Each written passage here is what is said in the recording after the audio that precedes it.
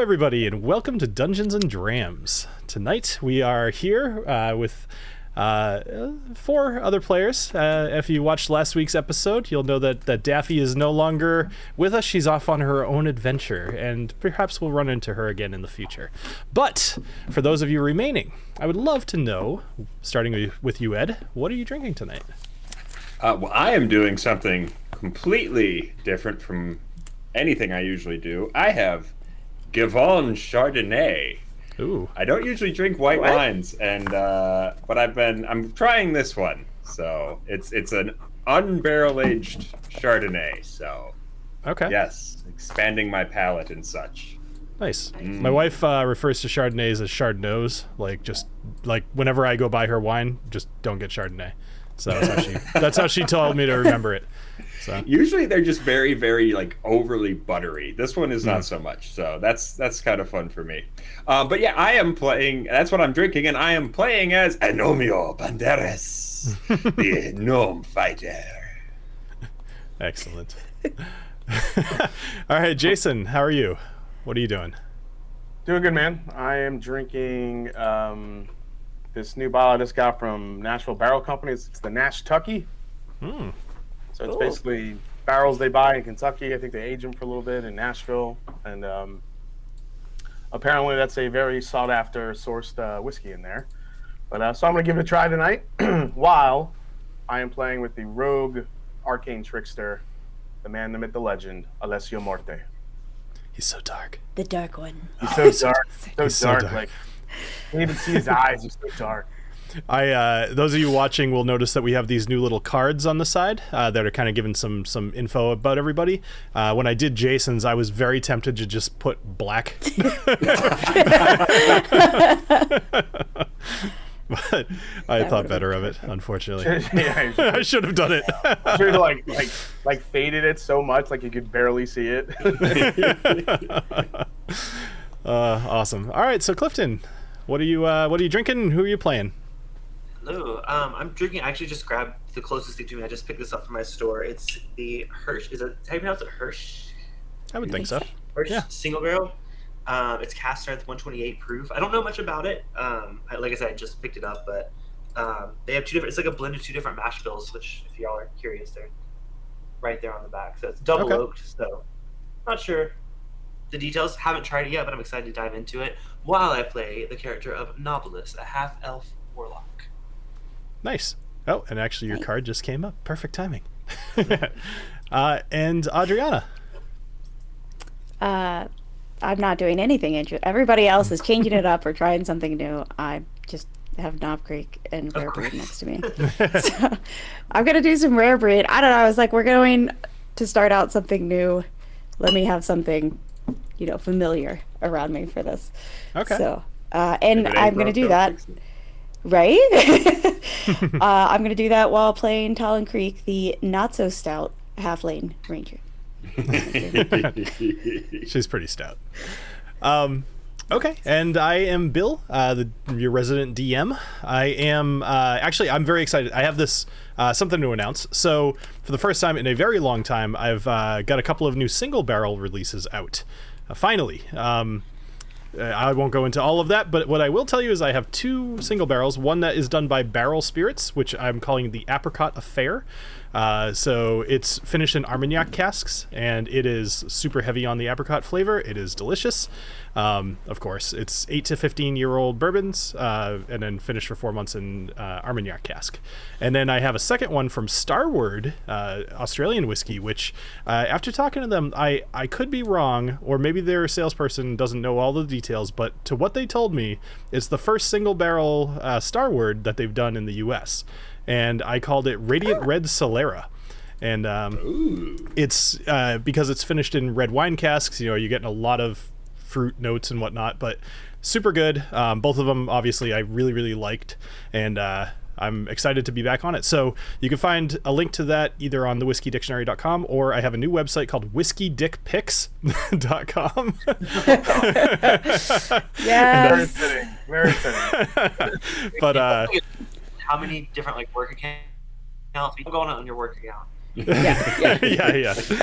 So far, it's funny because so far that one is working on my work account, but I suspect it will soon be classified as something not to go visit. But anyway, so if anybody's interested, go check those out. All right. Does anybody else have any announcements that they'd like to make? Otherwise, we'll get into the recap. Cool. Bueller. Nice. All right. Well, we had quite an episode last time, so I'll try to keep this as brief as I can. But when last we saw our heroes, they had managed to reach the top of the ziggurat of Helixia, where they met the young black dragon Thorek the Malevolent Mist, who was being tortured by the Infinite Coil, a group of UNT determined to bring their god Helix back to the world, and were using the dragon's suffering to facilitate that. The group tried to convince the dragon that they were not there to fight, but Thorek was far too gone and attacked the party. Agnomeio and Daffy left the dragon to the rest of the party and raced north to attempt to stop a ritual being performed by an archdruid named Pharaoh Rainblossom. Unfortunately, the group was unsuccessful and the ritual was finished. A large magical sigil encompassing the entirety of Helixia began glowing with octarine light, and the slaves across the entire city had the blood drained from their bodies and transported to the Oasis of Serpents, where Helix, the Worldbreaker, rested. The ritual was finished and Helix erupted from the oasis, raising hundreds of feet into the air and crashing down onto the land below, creating a massive canyon through the whispering expanse. And last you saw of him, he was heading to the north. The group, along with the help from the Goliaths of the Brass Blades and a number of airborne gnomes, were able to defeat Thorek and escape from Helixia while being pursued by the UNT. You lost your pursuers in the jungle, but managed to stay together. As you walked, Daffy told you of her intentions to set off on her own and fulfill her quest she was given by the Verdant Knights of the Ancients, and make her way to the disintegrated peaks, and hopefully find the intertwined trees that were once her parents. Before night set on the first night, Knobolas heard an all too familiar voice, that of his mother telling him, "Knobolas, you need to come to Volantis and fix this." That was yesterday, and you've been making your way through the Bush of Jilriel. Your path forward is unclear. And I'd like you guys to tell me, where are you heading? I'm going to bring up the map of Dimidium here, just so that you can kind of have an idea. Great. So, what you'll notice, you guys are down right to the to the east of Helixia. You've escaped, you're down here, and you've been traveling through the jungle for about a day. If you notice... Going west or east? At the moment, going to the east. Yep. So you'll notice that from the Oasis of Serpents, there is now a new canyon filled with water leading to the ocean that is now cutting the Whispering Expanse in half. Before that was mostly plain land, and that's all you know at the moment. That's what you were able to see from the top of Helixia.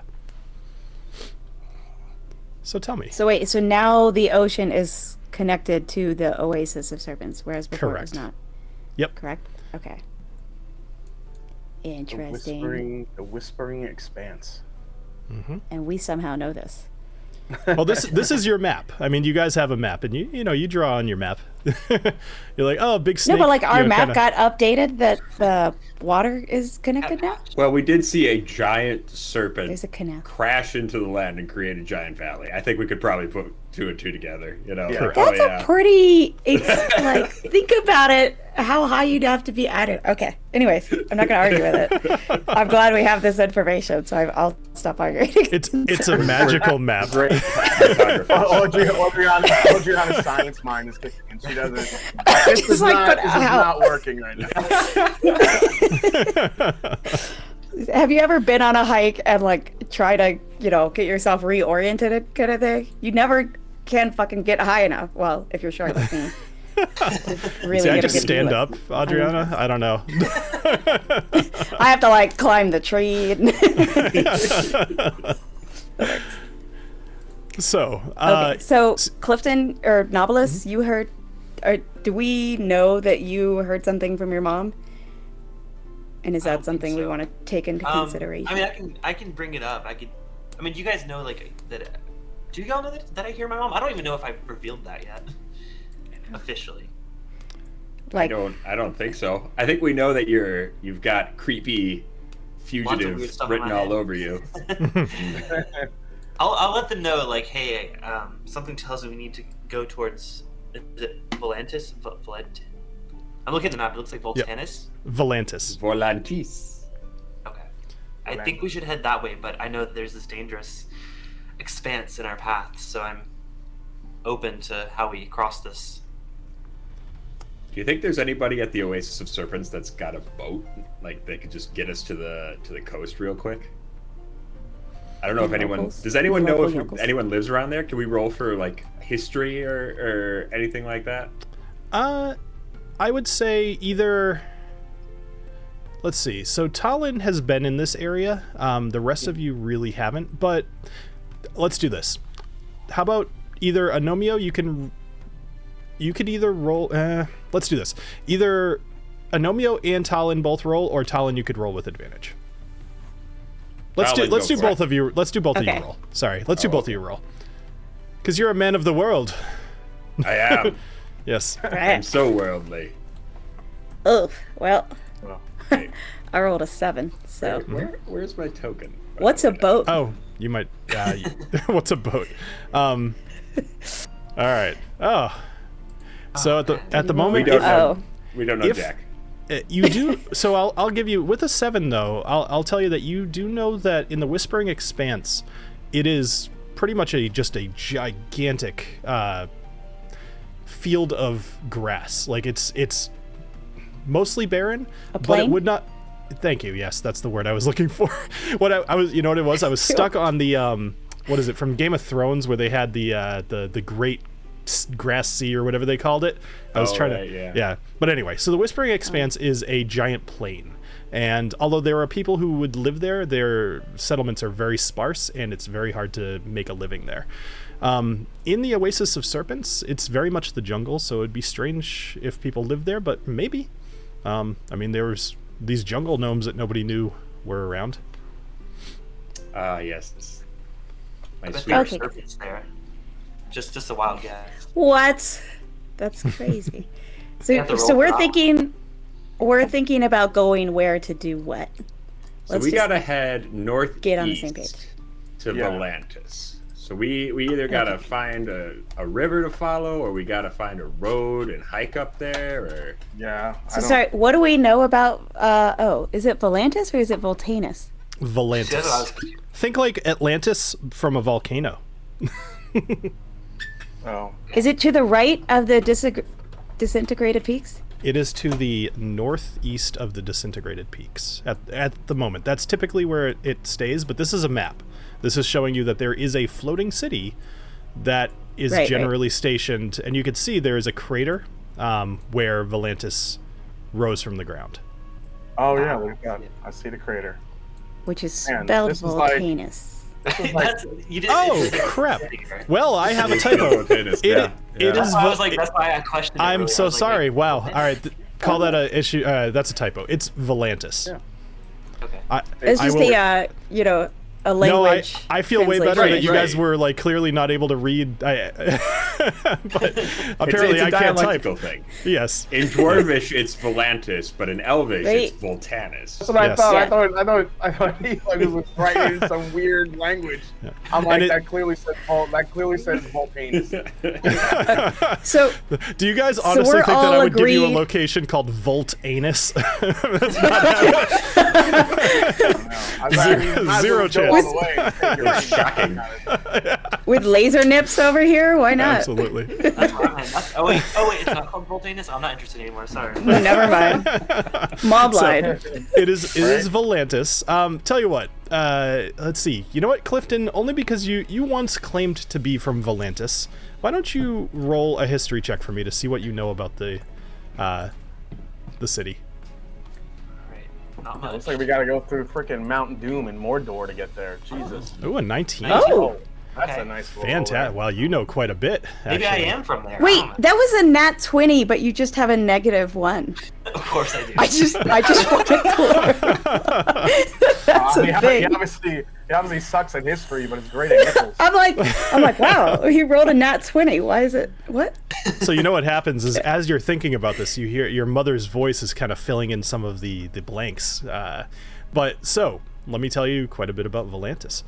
So Volantis is a city of magic. It is a school for mages. and has always been.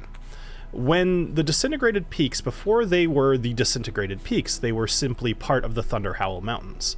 But when they exploded, this is what your natural 20 minus 1 gets you, there was a ancient red dragon named Fireclaw, who was responsible for essentially disintegrating those peaks.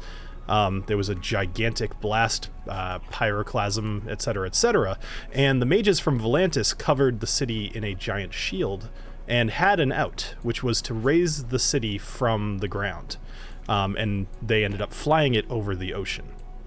So, Volantis is, several thousand feet up into the air. So in order to get to it, typically you need to travel by airship or some other way of getting into the air. I'd say that's probably everything that you could possibly know about Volantis without ever really having visited there. So, That if we sounds get there, do we know how to get there? right. Yeah, I mean, the map looks pretty daunting just because, is it possible to go through the mountains, over the mountains? Do we have to go all the way up north to the disintegrated peaks to kind of work our way through there to get there? Also, I know there's definitely a place we can get some airships on the other continent, but I don't know. Are airships, are they common over here? Definitely not common, but they do travel transcontinent. In fact, other than the only reason that you guys really took a boat is because you were on like a jail boat. There's no sense in wasting good money on prisoners.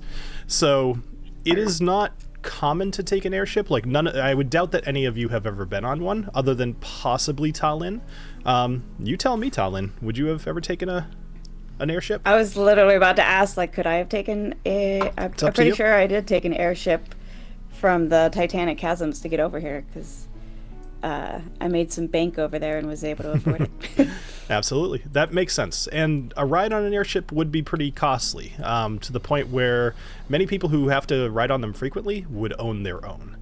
It's also kind of an uncommon thing to be, say, a merchant via airship, because, frankly, it just makes more sense to ship things. It's heavy stuff doesn't float well. That makes sense. Mm-hmm. All right, So right now we're like, just as far as our characters, our buddy Knobolas is hearing voices from his mom. This is the first we've heard of it, and he's like, Mom says to go to Volantis or Voltanus or wherever. Volantis. Are there any other options No. that we would like to consider? Like, do we want to stick around and try to fix what we just did, or see if there's a way? Wasn't Jason Voorhees' ma situation thing? Wasn't she saying that she wanted us to come so we could fix it? Gotta fix. Oh, is that what it's for? problem? Yeah. Yeah. Like, I thought that was the. Clifton, I'm looking at you, Clifton, and you're just like, oh. Clifton, at this It's your mom. Well, so let's handle this canonically. Clifton, what are you telling them about what you heard? What are you actually saying? I mean, I feel like at this point I trust them enough. I can start to kind of let them in that I've had in addition to my patron that has been guiding me in the past, I've had a lighter voice that's kind of guiding me, and it hasn't failed me yet on our journeys. And I think it might be the answer to everything we're looking for, unless y'all have a better idea. Wait, your patron, as in the devil? Well, previously, this is not the devil, but previously Okay. I had conversations with him, which is why some shit went down in the past. But I'm telling you, this is a good voice in my head. Okay, cool. TaLin's like newer to the group, so she's confused about this whole like, you've got voices thing. And, Even in the wizarding But it's world, cool. hearing voices is not a good thing. Exactly. Good job, Hermione. But I'll trust it. Okay, so it sounds like we need to get there, and we also are going to need an airship to find a way. So, would it be best to try to get to Knife's Edge? Is that the biggest, closest of the we might find an airship? I'm guessing. So It would be unlikely, unfortunately. So you guys will remember when you were in Alowith Harbor, the boat was actually taking you to Knife's Edge, and there were a few different. Where did my airship drop me off? Your airship dropped you off at the dwarven city of. Let me just zoom in on this for everybody else. Erngor Zuak. Ah. And then you would have headed to the south along this white road here, across the Whispering Expanse, and eventually made your way into the Bush of Jilriel. Okay, so guys, or maybe taking the jungle. It's up to you. I've taken an airship before. It's up to you how you would have traveled, but that would be probably the most straightforward way. Where I would have been dropped off. All right, so guys, to Erngor Zuak. Yeah, that's where I've been on an airship before, so we might be able to find one there. Yeah, Seems like we could go around the eastern side of the oasis and I like that head plan north? better than trying to make our way through the mountains. So yeah. Okay. Yeah, they look burny. the eye of Sauron is there.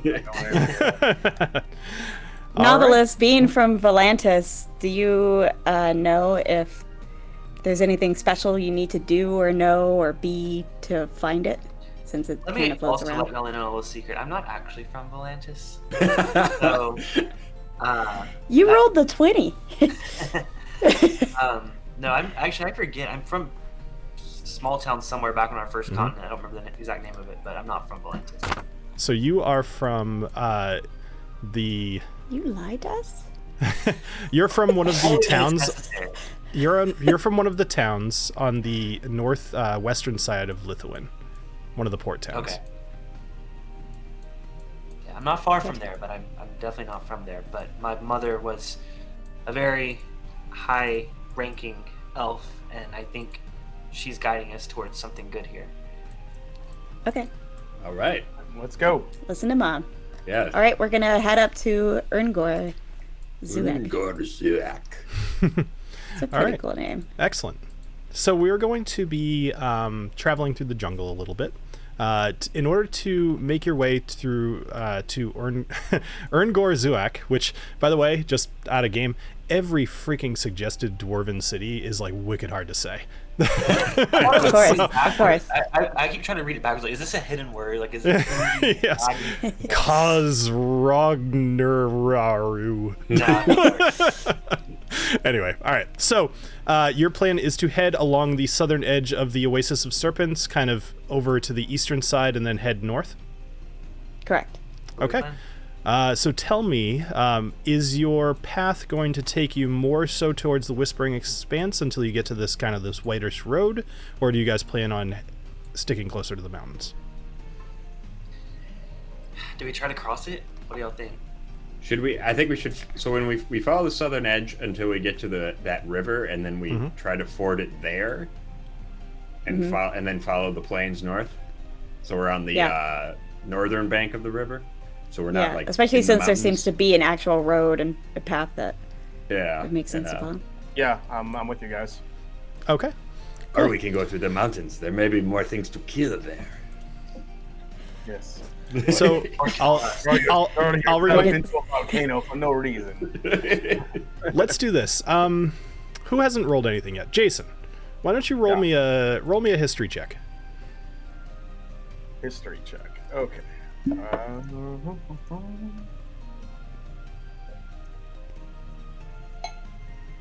Oh man, how do I get to my characters again on the map? That's not you. You click on your character on the map. Jesus, there I am. You guys are gigantic. Oh my god. Nice to see me not being a lizard anymore. Yeah. Oh yeah, can we all celebrate that we are not lizards? That's pretty nice. That's pretty It nice. is pretty nice. And actually, there's history all check. kinds of fun stuff to get to that you guys 18. will enjoy.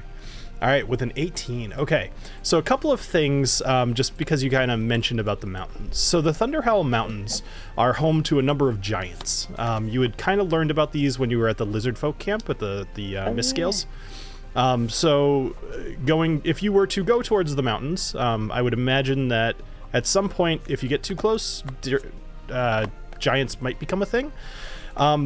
more so, up further to the north, sorry, let me show that. Up further to the north is kind of the home of the Dragonborn, which, if you remember Vutha from Alowith Harbor, he had mentioned that he was from there. This is actually Glen Draconic.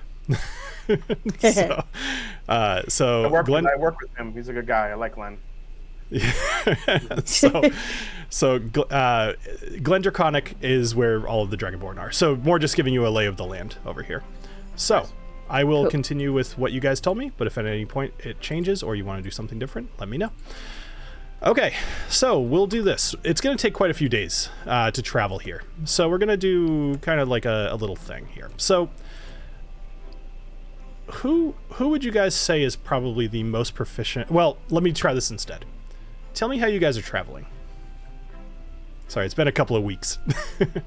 I believe we are walking. As in order. Like who's taking the lead and who's in the back. I'm following back. I'm towards the back. I think I'm in the lead because I've got my machetes out, and jungle is like my preferred. Yeah, I think. Terrain. I would think TaLin's in the lead. Maybe Agnomeio right behind her, and I'll be right behind Agnomeio, then followed by Knobolas. Okay. I also have a thing I can use, Primeval Awareness, which is like a spell slot, to sense whether there's any aberrations, celestials, dragons, elementals, fays, fiends, or undead present within 1 mile but 6 miles of your favored terrain. Oh, Okay. That's All neat. right. Excellent. Well, let's see how that plays out. And that's, how long does that last? An hour? Let's see here. More details.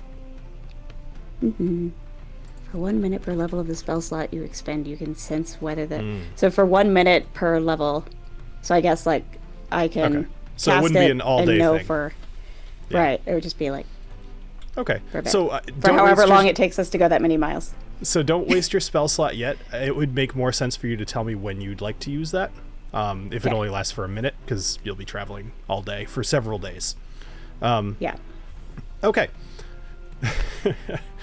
So, sorry, I saw your comment, Jason. That was perfect. He says, "Rest in peace, cloacas." Oh man, yeah. I was starting to finally get a use out of mine. I am just glad to have my hat back. Yes. That is all that matters to me. I just wanted to wear my black robe again. Thank you very much. Oh, wait, so I can I'm shoot out bummed. my nipples again. Thank God. Oh my I'm gosh. just miss bummed them. to not be the tallest anymore. So let's do this. TaLin, would you please roll perception for me? Since you're heading up this merry band. Yo ho, yo ho. Ooh, you rolled 8. well. It's Oh, off to 16. where we go. 16. All right, so you guys are walking through the jungle. You're mostly following the river that is kind of leading its way through the Bush of Jilriel here, and there's a few parts where the river kind of diverts away from the main body, and it's kind of flooding the areas around it. As you're walking through this shallow bit of water, you see humanoid bones underneath the water. They're bereft of any sort of armor, weapons, or gear, except for one small scarlet circular band around one of its wrists.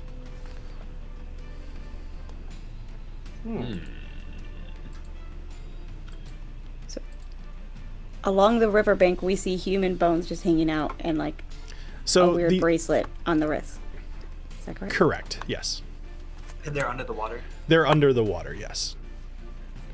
The water's clear enough where you can look around and you don't see, like, a dozen of them. It's a single body, as far as what you can tell. Anybody want to do like an Arcana check or something? Oh, I'm surprisingly good at that. Yeah. Sure. Yeah. All It right, go ahead and seems roll a card. creepy and shady. Check it out. Tell me what you're looking for as well, before I make a judgment call. I would like, in my vast catalog of magical items that I have memorized for some reason. I'd like to see if it looks like anything that I might recognize. Sure. So you kind of look down at it, and I'll kind of... You rolled very high. 23 is perfect. So I'll tell you that just naturally, Nothing strikes you weird about this skeleton as far as, like, you don't think it's going to just spring up and start attacking you. There's no necromantic aura to it or anything like that. But as you're looking at the little band around its wrist, it looks like some sort of a hair accessory or something. It's got a faded but unique insignia on it. And the insignia shows 3 circles overlapping with a fish in the middle.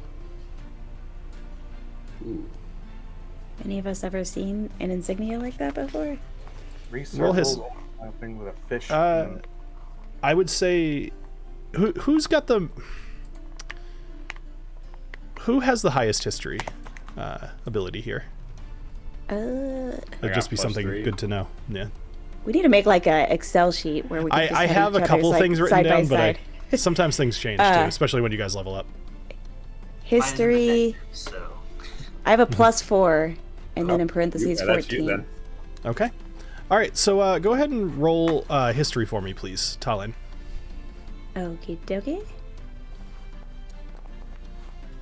Oh, nat 20. 24. It's funny. In my head, I was like, watch her roll a nat 20. Of course. All right, so the good news is that you've seen this around before. It's kind of like a fishing what do you call it? Not a guild. It's the insignia of a fishing merchant who delivers fish kind of around this continent. You have never really spent much time with this concept. You've just seen it on a barrel or two, and got the impression that it was full of fish. Well, yeah, I will Sounds delicately remove that from the skeleton's wrist. No problem. So Does the skeleton look like human, halfling, male, female? That's a good question. roll a medicine check for me. Why did And- I keep? There you go. Watch it be another natural 20. All right. With a 15. With a 15. So it appears to be elven. It's with a 15. You think it's probably an elven female, but elves are so much taller than you. It might be a little tough. Like I can't picture their anatomy very well, or maybe you All can. you I don't know tall your history humanoids very look well. the same anyway. Just so lanky. Just so lanky. But if you had to guess, you would say it's probably an elven woman. Gotcha. So we're taking the bracelet, Yes. right? That All has right. been Everything taken. is good. Excellent. So so you go ahead and take the bracelet. So okay, cool. And the rest of the day goes pretty well. No real issues. You guys kind of keep trudging along. You're making decent time because TaLin is leading your little band here, and she, for anybody listening, so she actually, while you guys were up with Thorak, she dropped both of her short swords and grabbed a couple of machetes off of the horde pile. Now, Yes. that being said, So much more useful in the jungle. let's talk about that horde pile. So as you guys yeah. bed down to camp for the night, we're going to do something a little bit different. I'd like all four of you to roll an Arcana check. All of you were able to grab something from the pile, and if you roll high enough, I'll tell you what it is. Okay. That seems fair. Oh, 21. Pretty good. But everyone's doing so good. Oh my goodness, you guys are on fire Oh, tonight. wow, okay. And here comes Jason with the... With the 7. I called that. Man, I knew it. I feel like it's always bad to be the last person Poor to roll. Jason. I Jason, I you're- couldn't find the It's damn never button.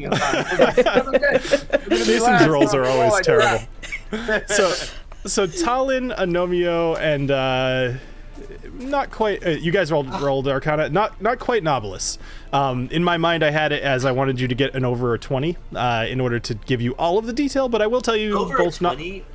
That's not even physically possible. For Is it not Knobolas physically because he's a possible? -1 modifier. He's got a -1. You could ask one of these other guys to check it out for you.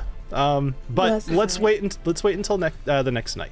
I'll look at it. I got a 7. I'm gonna tell you all about it. Well, let's start off with, let's see. So Agnomeio, you rolled the highest, and I will also say that yours is probably the most excited I am to tell about. So you were able to grab a very fancy looking hat off the top of the pile. And this hat... Tell me more. This hat has, it's a black sombrero style hat with little dangling balls around it that are all red. And each one of these balls, there are 6 of them in total. They all have different markings on them. So let me throw this on up here. It's called the, can I show this to you all? Oh, it doesn't look like I can. All right, so this festive black sombrero has red colored fringe ending in 6 little balls. Each ball has a different symbol on it: a goose, a green orb, a black orb, a red orb, a blue orb, and a net. You can use an action to pull one ball from the hat and throw it up to 30 feet accurately. Upon hitting a surface or creature, the magic will take effect. You rolled very high, so I'll just tell you everything about it. So the balls are as follows. With the goose ball, upon throwing this ball, a goose will be summoned under the control of the wearer. The goose acts on the wearer's turn. The slime ball. Upon throwing this ball, green goo will be spread in a 10-foot square centered on a point within range and turns into difficult terrain for the duration. There's some stuff here about people having to roll against being, prone. All right, next is the Magic 8 Ball. This Magic 8 Ball brings prophecies of the future, but it can be a little inaccurate at times. The user can use the 8 Ball to ask a yes or no question. When doing so, the DM secretly rolls a d8. And based off what I roll, it's either going to be an accurate answer, a response of the future being hazy, or an inaccurate answer. Oh. So you will not know what I roll, but the odds are in your favor. A 1 through 5 will give you the answer to the question. All right, next is a bouncy ball. This ball will bounce continuously as long as there is a surface within 10 feet of it. Each time it bounces, it makes a loud ping noise. Next is a lightning ball. Upon landing, a lightning bolt travels down from the sky and will hit the creature unless there is something above it. In that case, the object above the creature is hit instead. The creature must make a dexterity saving throw, otherwise they take 3d6 lightning damage on a failed save, or half as much on a successful, and any flammable objects that are hit will be alit. And last is the handball. Upon contact with a creature, a magical hand will appear in front of their face and slap them. This does no damage, but certainly gets their attention. Ah! I love it. I love it. This is perfect. I take off my sombrero de cordobas, I put on my new hat, and then I take my first hat and I put it on the new hat. Oh, love it. All right, so I've gone ahead and put that into your inventory. At least I think, yes, there it is. Sombrero of surprise. So you can go ahead and this is definitely... Are these balls one use only, or? So, oh yes, sorry, I forgot about that. So every morning, you can roll a d6, and that many balls will be regenerated. Cool. Yep. They will be of your choice. So. Cool. Okay. Agnomeio, TaLin's asking you, is that gnomish engineering right there? That feels like gnomish engineering. Everything is gnomish engineering if you look hard enough. Awesome. All right, so TaLin, so you rolled a 21. So let me tell you about yours, or more specifically about Booker's magical item. So Booker, off the horde, as you guys were running, as I mentioned, you kind of all grabbed blindly, but something struck your eye, and it was a chain with 4 bracers attached to it. So as you look these over, you learn that these are called the bracers of the Winter Wolf, and they come in a set of 4, and they're emblazoned with the visage of a winter wolf. While wearing all 4 bracers, your animal companion deals an extra 2d6 cold damage to any target it hits with any unarmed strikes, so in Booker's case, his bite. And additionally, your companion gains resistance to fire damage. Oh. Hell yes, Booker! So Booker will now be doing magical damage with his bite, which is a good thing. Yeah, You want that. He needed a bit of an upgrade, yeah. Yeah, so Okay, yes. I will throw that on Booker later. Okay, and then for Knobolas, I'll tell you a little bit of what you got, and Alessio, I'll tell you a little bit of what you've got. So Knobolas, you've got this... There's an amulet in your hand. It's a very dark colored gem within an amulet. you poke at it, you look at it, and you can kind of tell a little bit of information that this is definitely something. I'm trying to figure out how to do a 16 here. So, okay, let's do this. As you're playing with it, sorry, let me back up. While you guys are making camp, Knobolas, you've been pondering this weird little amulet, and TaLin's kind of gathering some wood. And as you're playing with it, all of a sudden a little spark shoots out of it, and it lights the bonfire on fire. And you get it's not like a physical thing. It feels like it casts some sort of a magical spell. Perhaps not a very powerful one, but we'll see what happens tomorrow when you roll. And Alessio. Also, TaLin looks annoyed with you because she was like rubbing sticks together trying to get the fire going. You're like, I could have just shot it with my nipple, but I guess that's fine. Yeah. I got the tricks here. Yes, dark fire. All right. And Alessio, so you're pondering over, you found this set of armor. It's made of leather, and it's studded leather for sure. And there's something you could tell while looking at it, like every now and then it has like a weird sheen to it. Maybe it kind of glows a little bit like a rainbow color, or it just doesn't always look the same when you're looking at it. Some of the studs are in different places, or maybe like the color is just a little bit different. You're not quite sure what's going on with this though. But let's move on to the next day. So I would like everybody here to roll a d20 for me. Sure. Can we help him try to figure out what it is? Tonight you could. Okay. And let me know what you get. D20. Ooh, I got 10. That's better. 82. All right. And did I miss anybody? I haven't. There goes Cool. mine. 16. All right. So Alessio, today's going to be about you. So I would like, Alessio, I'd like you to roll survival for me. So it's going to be a dark and cloudy day, huh? A grade A, grade A. Get the medieval umbrellas out. Here comes the rain. Okay, where's my token so I could click on my guy? It's like giant head. Let me make it easy for you. There it is. Okay. What am I doing? The shadow of Alessio overtakes the land. Survival. Yeah, every time that pops up, I'm picturing like king-sized Homer, or like gold-plated Homer standing over. Ooh, a the natural city. 20. Woo! Wow, man, what is with you guys? I hope we don't get into combat and then we waste. No, this is what's happening. Yeah, that's what's gonna happen. Oops. Everything is everything. I made it worse. Hold on. I made it far, far worse. Okay, there we go. It's just taking over. Okay, anyway, so you rolled a natural 20. So with a natural 20, as you guys are approaching kind of this, what is going on with this thing? As you're approaching the southern part of the Oasis of Serpents, there is the river ahead of you. With your natural 20, you're actually able to spot a big old log that had fallen maybe when Halix dropped to the ground. He shattered the world a little bit, and a lot of the trees fell. So you're easily able to traverse over this river. As you continue to travel over the course of the day, you see Knobolas is looking really irritated. And you notice that he's got just a ton of mosquito bites all over him. He's got some ripped clothing, and you show him that he can like kind of rub some mud on his neck, and it'll keep the mosquitoes at bay. You're being a good pal today with your high survival roll. But most importantly, what you spot, you spot two more things. Jeez, friggin' 20, man.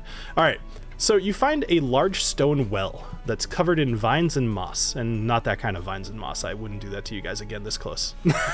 So inside, it looks like it's filled with water, and you could tell with your high DC roll, your high roll, that it's totally drinkable water.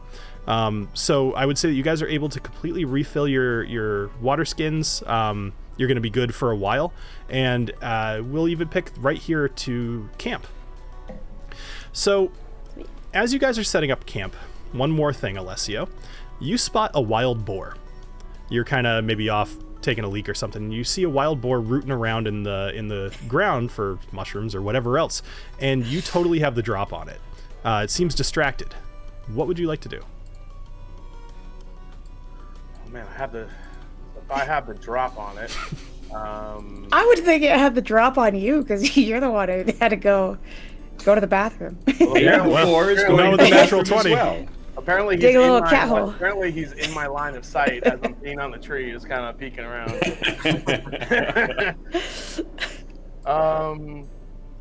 So let me do this. What I would like to do is I might go full Assassin's Creed mode here with Alessio. Okay. Because he's so good at the athletics and stuff. Climb the tree. I figured there's a tree near me. I'm in the woods to get above the boar, to kind of come down on him and stab him from above so we can eat. Nice. All right, go ahead and roll attack with advantage. Attack with advantage. Okay. Mm-hmm. I threw you on the map, so sure. I got it. I'm there. I guess I'll use my dagger. With advantage. 18. An 18 will definitely hit. Go ahead and roll damage. Yep.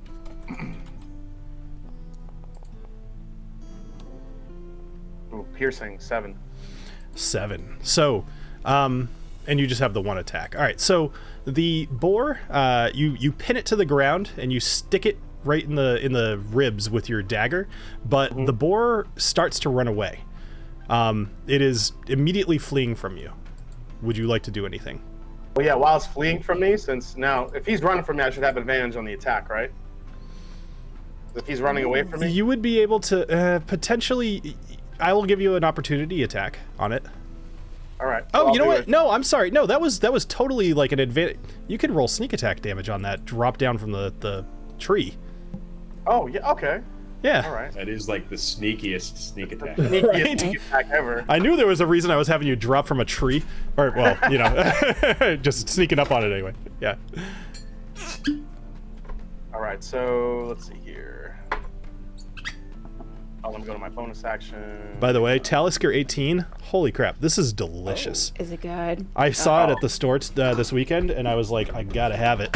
It was $130, and I didn't even hesitate. I'm very happy about it. That stuff is so damn good. Yeah. Have you had the 18? Oh yeah, I have Yeah. 2 of them. I love them. Jesus. Yeah. Where? I did a tasting. It's under features. Oh, it was on. Oh, is it under? Oh, features. Got it. Found it. All right. So am I rolling standard roll or damage with my sneak attack? Damage. Got it.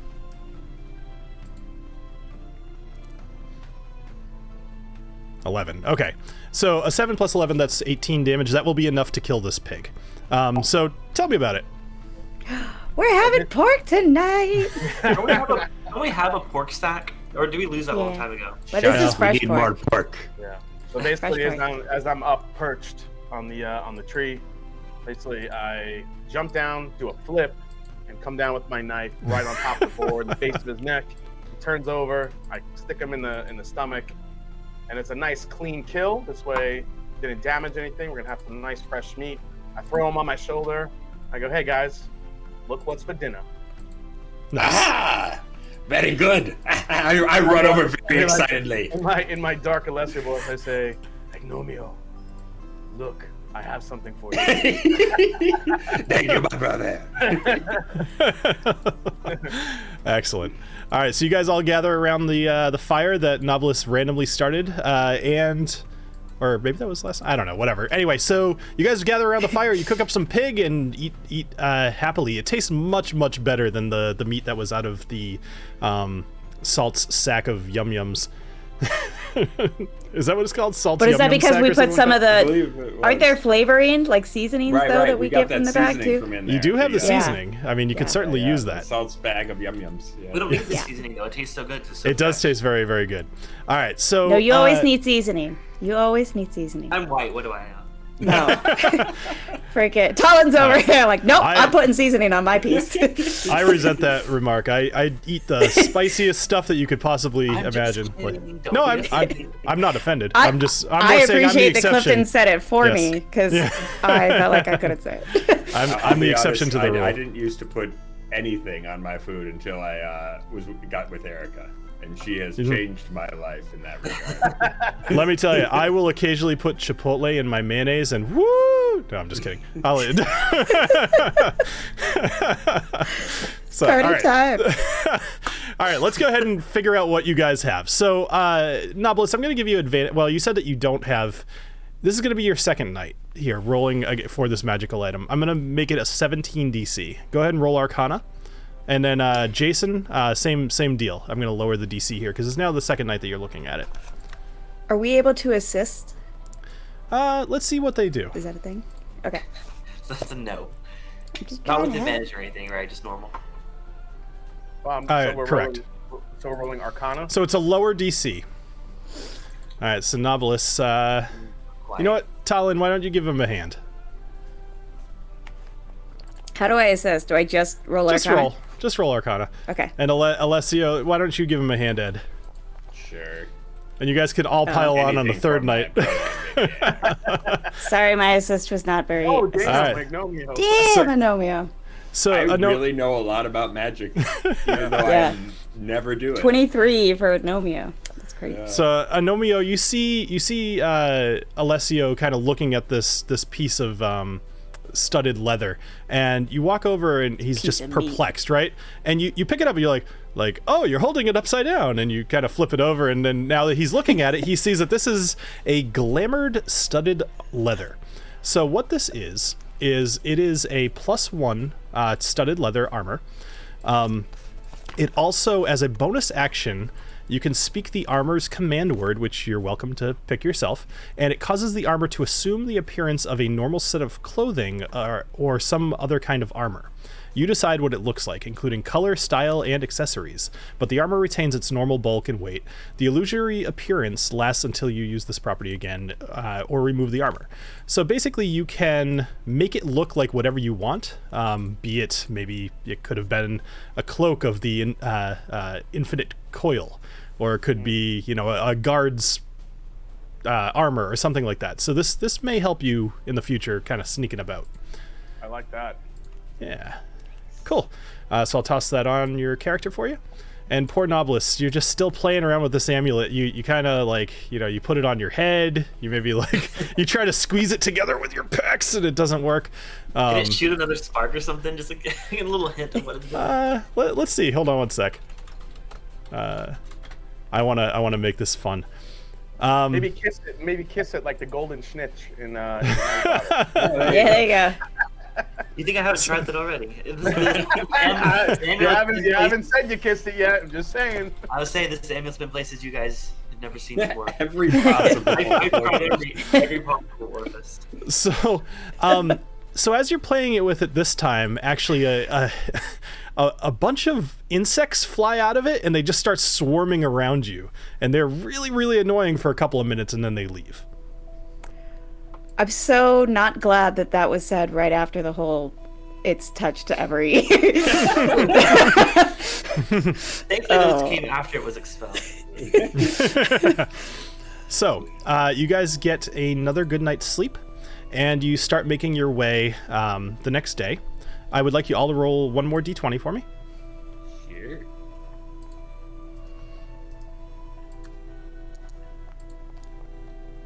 Ooh, Oh, wait, never natty mind. one. Yeah. 10. All right, Agnomeio. Everybody else seems to be, Hey. yeah, everybody else seems to be having no problems tonight. You guys are actually, it's fairly easy walking to the south of the Oasis of Serpents. The trees are thinner, but as you're looking around, you actually notice that from the epicenter of the Oasis of Serpents, there is a completely, it's almost like as if all of the trees have been pushed away from it and they're all knocked over.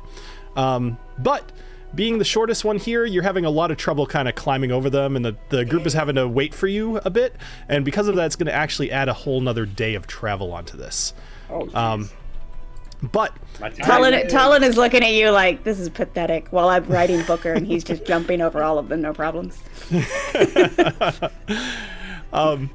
However, as you guys go to camp for the night, I've been meaning to bring this up, so all right. you guys find a small clearing in the jungle, and even here you have issues putting your tents down and dragging some of the because of all the fallen logs. You guys basically are having trouble finding a spot that is clear enough, but you find one, and you're able to drag some of these logs around. You make a little fire pit, and I'm gonna give you one more try here, Knobolas, before you're gonna have to call in the big guns of Agnomeio to redeem himself. Okay, sure. It's loading. I can still do it though. Alright, let's try this again. Oh no! Go. No, it's okay. This is now your third night, and the DC was now 15. It basically kept dropping, so you just made it. So what you were able to pick up is called a Dark Shard Amulet. So while wearing this amulet, oh sorry, I had the wrong thing open. Come on. All right, so this amulet's fashioned from a single shard of resilient extraplanar material originating from the realm of your warlock patron. While you're wearing it, you gain the following benefits. You can use it as a spellcasting focus, which is fine. You already kind of have one of those. You can try to cast a cantrip that you don't know. The cantrip must be on the warlock spell list, which I'll get you later, and you must make a DC 10 intelligence arcana check. If the check succeeds, you cast the spell. If the check fails, so does the spell, and the action used to cast the spell is wasted.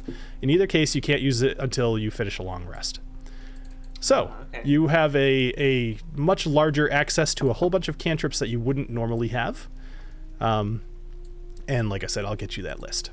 Yeah, I have it pulled up. I was doing some digging. I pulled up Perfect. the same page you're on. Nice. Okay, so I'll drop that on your character. Okay, so you guys are sitting around the fire, and the night is yours.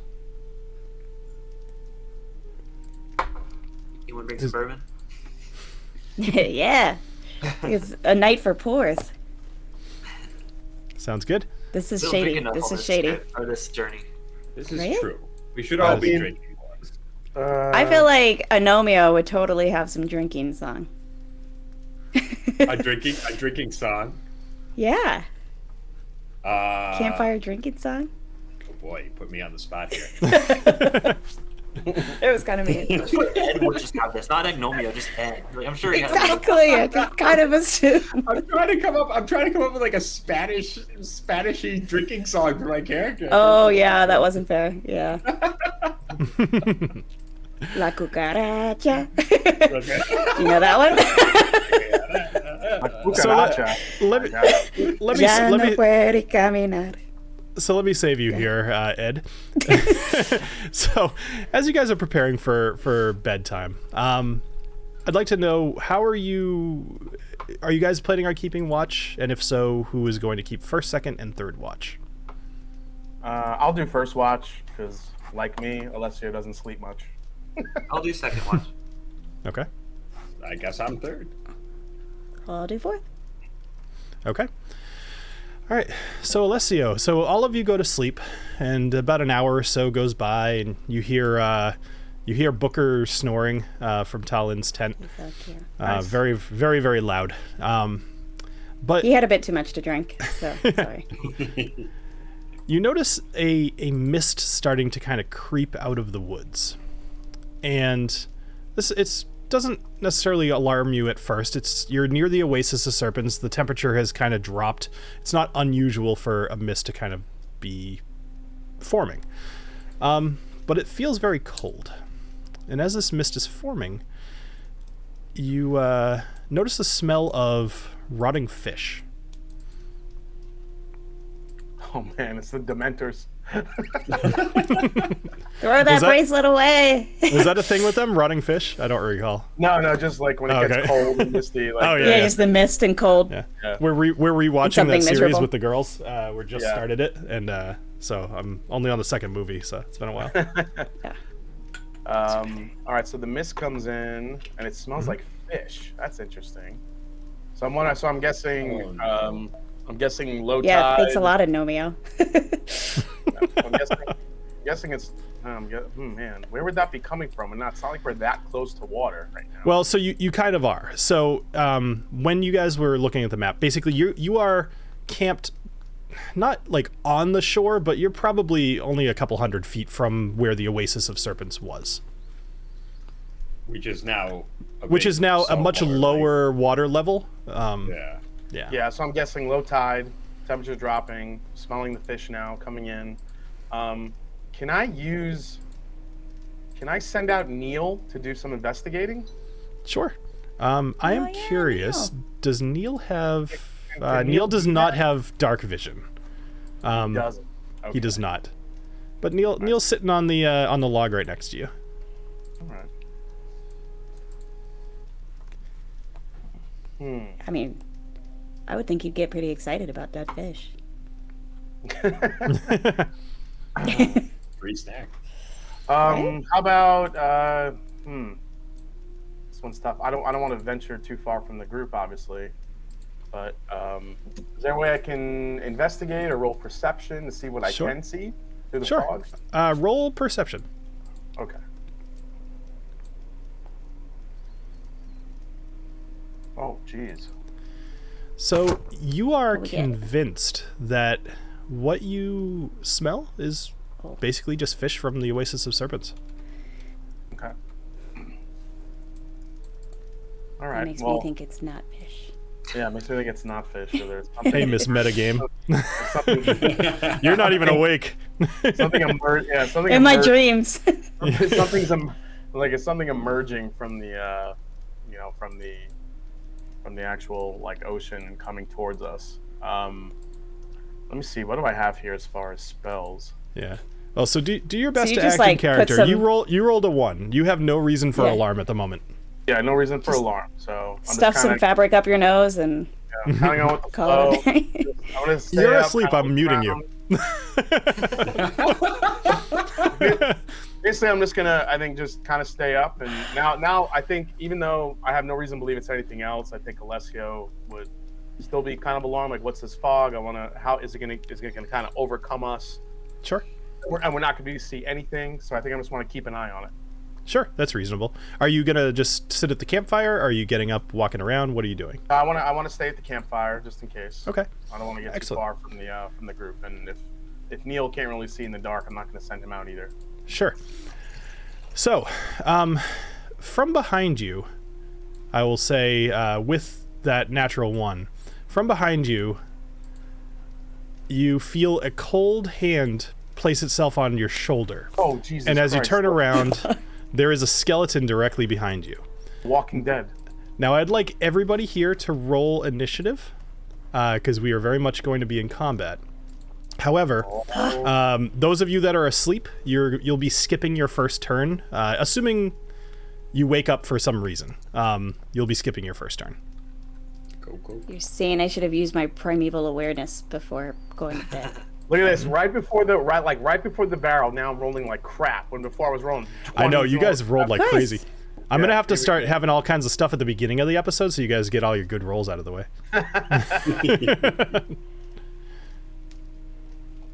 19. So everybody here is rolling. So up first. So TaLin, you are still just drifting off. You're happily dreaming. Your Booker is scratching your belly. So I don't know. Whatever. That's All my right. dream. That's your dream, is that Booker is scratching your belly, and you're just like. So I'm the dog. Booker is a giant humanoid dog. So I love it. All right, so out of the woods comes another skeleton. And actually, I'm sorry, I should have done this before. I'm gonna put you guys into your camps. So Agnomeio and TaLin are gonna share. Knobolas, currently you're alone, only because that's how you guys were positioned on the things. You were sharing with Alessio. All right. So a skeleton kind of emerges out of the woods in front of you, and is starting to lumber towards you. All right. Up next is the skeleton that's behind you. He's going to make an attack against you, Alessio, from behind, and he's going to have advantage on this attack because he was totally surprised you with that natural 1. Yeah, he is. Let's do. Whoops! It only rolled once. Let me just try one more time. He has a big rusty short sword. 10 doesn't hit either. That doesn't hit either. So you react to this hand on your back very, very quickly, and despite his surprise, he was not able to surprise you. All right, up next is another skeleton that is lumbering towards the tents at the moment. Is that the one all the way in the east, or is there one a little southeast as well? So there's one to the southeast of you at the moment. So actually, for anybody who's listening, so you guys are around a big campfire right now. There's 4 large logs. To the south of you are a couple of tents, which is where everybody's sleeping, but they're a little further away from the camp because of the deadfall that was on the ground here. So anybody who's in these tents is going to have to make their way up to you, Alessio, before you'll have your team around you. Okay. All right. Up next is another skeleton emerging from the water up to the northeast, towards where the smell was coming from in the fog. And then another skeleton from behind you is able to, let's see, can he make it to you? He can't quite make it to you. So he is going to sneak up behind you a bit here. Agnomeio, you are still asleep. Let's roll a natural 20. If it's over 10, I'll say that you woke up because of some of the sound. All right, sorry, perception. If it's over 10, I will say that you rolled high enough to wake up. Same goes for everybody else. TaLin, if you'd like to roll a perception as well. My dreams of pork rinds and fortified wines. Chicharrones. Oh. All right. So Agnomeio, you managed to wake up. You hear maybe the sound, the footfalls. Actually, they're pretty much right next to your head. And TaLin, I'll say with a natural 20, I'm going to give you a little extra here. So you and Agnomeio both wake up, and I'm going to say that you're able to. You fell asleep. How do I even want to do this? Technically, none of you would be wearing your armor, which is kind of a problem. But TaLin, I'm going to say you were, with that natural 20, you were so exhausted you fell asleep in your armor. Sweet. However, Agnomeio, you did not. And that's going to be a problem for you. So I will update it to perfect. Natural. Wait, nope, not natural. Less unarmored. There we go. Perfect. All right, Alessio, you're up. Oh man. What does that mean? Sorry, I don't. So having your arm, so when you go to sleep, this is something I've never talked to you guys about before, but we have a lot of new people who listen to this because we're whiskey people. So when you go to bed, typically you take off your armor, because if you don't, you would actually not get a good night's sleep and you would wake up with a point of exhaustion. It's nothing I've really ever enforced before, mostly because I keep forgetting about it, to be honest. But in this case, you sleep in leather. It's not terrible, but you also just were exhausted from the day's travel and you fell asleep in your armor. But like, how much of our armor class is our armor? Most of it. For you in leather, well, not most of it. Sorry, you're going to be at like 11. I can. Gotcha. So it's like that plus your initiative is what your armor class is. Dexterity helps into it. Yep. Oh, gotcha. Okay. So gotcha. Your armor class is a combination of your armor plus how quick you are to move. So like Alessio has higher AC because he's fast. Same with you, actually. You have high dex. Okay, Alessio, what are you doing? All right, so man, so I have 2 behind me, or 3. I can't really see how many. You currently have 2. 2 behind me. Mm-hmm. All right, so I want to use since they startled me. I think my first thing I want to do is use Misty Step. Okay. To get out of there and maybe jump behind them. I think they don't walk too fast, being skeletons. That's true. Yep. So I'm gonna use my Misty Step to kind of get out of there and get behind them, out of the way of the fire, so they can't see me. Okay. All right. So let me do that. So your Misty Step, I believe, is a bonus action, correct? No, it's not. Bonus action. Is it? Oh, sorry, I was under your features. Okay. Yeah, it's a features. Yeah. It's. So, all right. So I can go up to 30 feet. Mm-hmm. All right. So let's see here. All right. I will go over here. Knobolas, roll a perception while we're waiting. 30 feet. Okay. And then from there. I want to throw I'm gonna throw my javelin of lightning in their direction. Okay. So there's only one that you would be able to hit at the moment. Oh, the other one's not that close. I can't really see. No, it has to.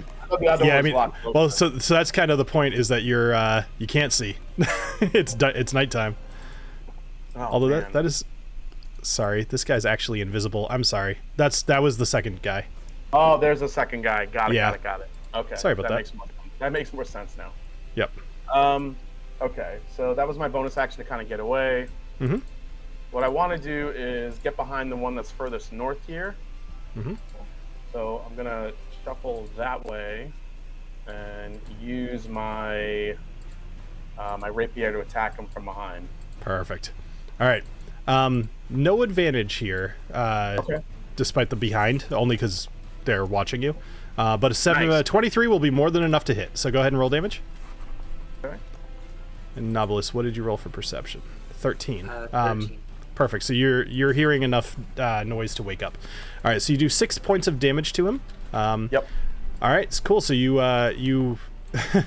I don't even know what a rapier against a skeleton would look like. Maybe you'd kind of stab him through the rib cage and go like brrrr, like that. I feel like I sniped him and I maybe cut a rib off with my sharp rapier.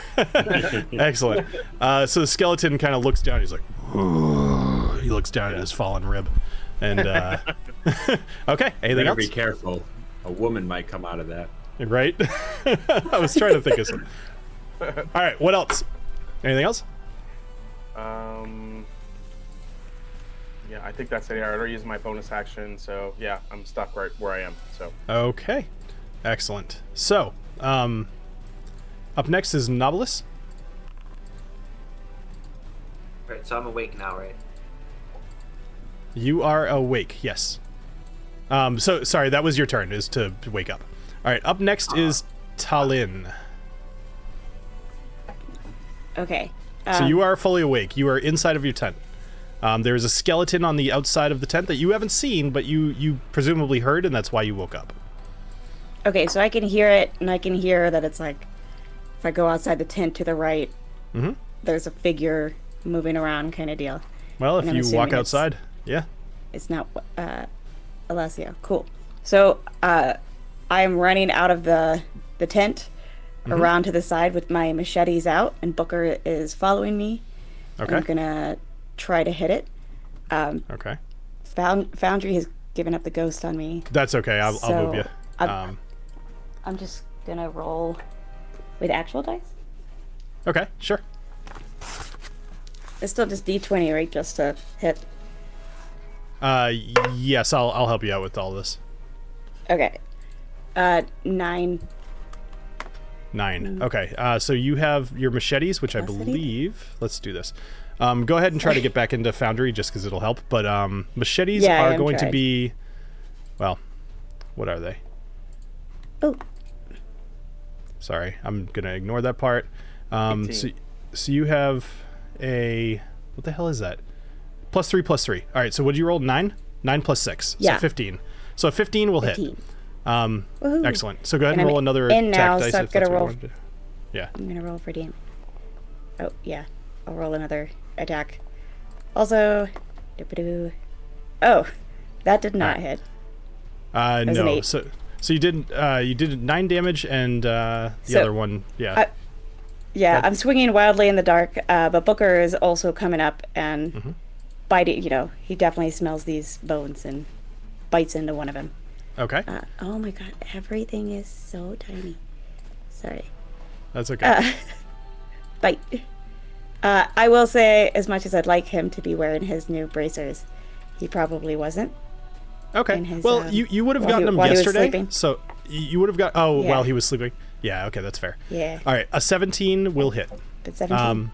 Yep, go ahead and roll for damage. So he's gonna do 5. Oh, 9. 5. Just getting 9 damage. 9 points of damage will be enough. So Booker, like a dog to a bone, just tackles the skeleton onto the ground and just starts just ripping him to pieces. So good boy, Booker. Yay, boy. All right, up next is actually Alessio. So you hear something to the north east, you hear a familiar kind of voice. It says, "Alessio, you son of a bitch. You drowned me.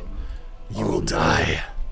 Oh, no. And you see a half-rotted green dragonborn clawing his way out of the water. And he is on his way to you. There is an aura of just this blue, foggy mist that's surrounding him completely by about 30 feet. And he's like enshrouded in this thing. You can kind of see his form, but you can see the skin is kind of hanging from his face. He still has both eyes, but they are just white and just milky, and everything about him looks just horrifying. All right. God. Up next is one of the skeletons. Like the end of RoboCop when the guy comes out of the acid. Remember that part? Yes. I'm trying to think of a better... That's pretty good. Can anybody else hear that? Yes, you all would have heard that. It was very, very loud. All right, so this skeleton's going to head down towards the camp. The next skeleton near you, Alessio, is going to move 15 feet up towards you, and he's going to make a attack with his short sword. Natural 1 will not hit, so that will be it. But right now you have two skeletons right next to you. Actually, he would get advantage because flanking. 15 will hit, I'm sure. Yeah, 15. You, however, would be wearing your armor because you had first watch. So 6 damage. Yes, I am wearing my new studded armor. Excellent. Up next is another skeleton that's kind of up near Vutha. He is going to slowly just kind of meander his way down here. And then the skeleton that is right next to you, Alessio, the other one, is going to make an attack. In case you can't tell, I just like to beat on you, Alessio. Oh, man. That's 21 to hit for another 6 damage. Okay. All right. Agnomeio, you're up. And you are awake and mostly nude. Yes. Well, first of all, I sleep in old Ebenezer Scrooge pajamas. With the hat? Butt flap? Oh, well, no. It's a nightgown. Oh, okay. Yeah. I'll just lift it up. So yes, butt flap. just. But I will my free action. I will spend the time to put on both my hats and then put my sleeping cap on the second one. Yes. And then I will come rushing out of here like, oh, Excellent. Who dares disturb my slumber? Upstairs, downstairs, in his nightgown. Yes. Yeah, exactly. All right. And then I want to... Let's see here. I want to come and try to murderize this guy real quick. I would say you have your full movement out of the tent. Okay. Okay. Yeah. All right. So I'm going to come to here and I'm going to weep him. Sure. Weep it good. Weep. Where did the Spicula go? Oh, no. Is Spicolo not on you? Yeah, apparently not. That's okay. It's on you now. Or it should be. Oh, no, it's not. What the hell happened? I don't know. That's okay. Spicolo. There it is. I will nope, instead... You got it now. Oh, there we go. Thank you. Sorry about that. That's good. All right. Ooh, not great. That's only a 12. 12 will still hit. Oh, hey, nice. Oh, look at that. 13 damage. 13 damage. So that kills him, but I'd love to hear how you kill a skeleton with one hit and with a whip. Oh, I wanna like, whatcha, and it'll wrap around his rib cage and then just kind of constrict and just crush it. Beautiful. Nice. Being nude, he definitely has his full movement. Good comment, David. Excellent. All right, cool. So that skeleton is down. All right. Anything else, Agnomeio? Nope, that'll be it. All right, Alessio, you're up. All right, since I'm so close to both of these idiots now, I'm gonna back up slightly so I can now throw the javelin of lightning right directly at them. So real quick, if you move like that, you're going to incur 2 opportunity attacks. Oh, so I'm just going to stay where I am and throw my javelin. Sure. So you're right there. All right. Okay. Come on, baby. Risky whiskey time. Okay. Oh wait, does 11 hit though? At 11 we'll hit this guy. Oh, okay, Yep. never mind. Yep. Which one are you hitting? The one directly below you or the one to the right? Well, I mean, kind of both of them if they're in the line of the javelin, but it's really. Oh, you're throwing the javelin right next to them? Right next to them. I'm not really throwing it. I'm just kind of like. Okay, sure. Just Slamming it down. like a little toss. Just Sure. Yeah. I always wonder, is this the javelin's property can't be used again until the next dawn, but it could still be used as a magical weapon. So I'm just asking to make sure you know you can't do that like 10 times in a row. Oh no, I know.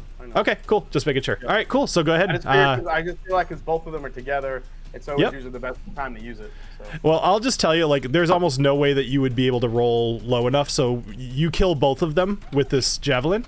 Nice. And I would love to know what that looks like. So basically, since I'm so close to them, I take the javelin and I say ignite, and I kind of pierce it right through them, and basically it goes through one rib, the one remaining rib that I have, and then it gets to the other one, and then it connects the rib, and then as I pull it back, the whole shock of the lightning comes out of the Nice. out of the spear, and it just shatters all the bones into dust. Excellent. Yes. Nice. Boom. I love it. All right, Knobolas, you're up. Alessio, unless you wanted to move or something. No, I'm If you good. want to move, go ahead and Alright. move. Knobolas, you're up. I'll move a little bit closer here to the fire where my friends are. All right, Neil is just sitting on the log, still kind of looking at you, like. Yeah, What's Neil's up? like, "What's up, boss?" Yeah. Yeah. I was like, I just smell fish. I'm good. Wait, so are all the skeletons dead? So There's one left. there is one skeleton left, and then the green dragonborn. Yeah, the guy that's like back from the dead. Oh my god. Okay, cool.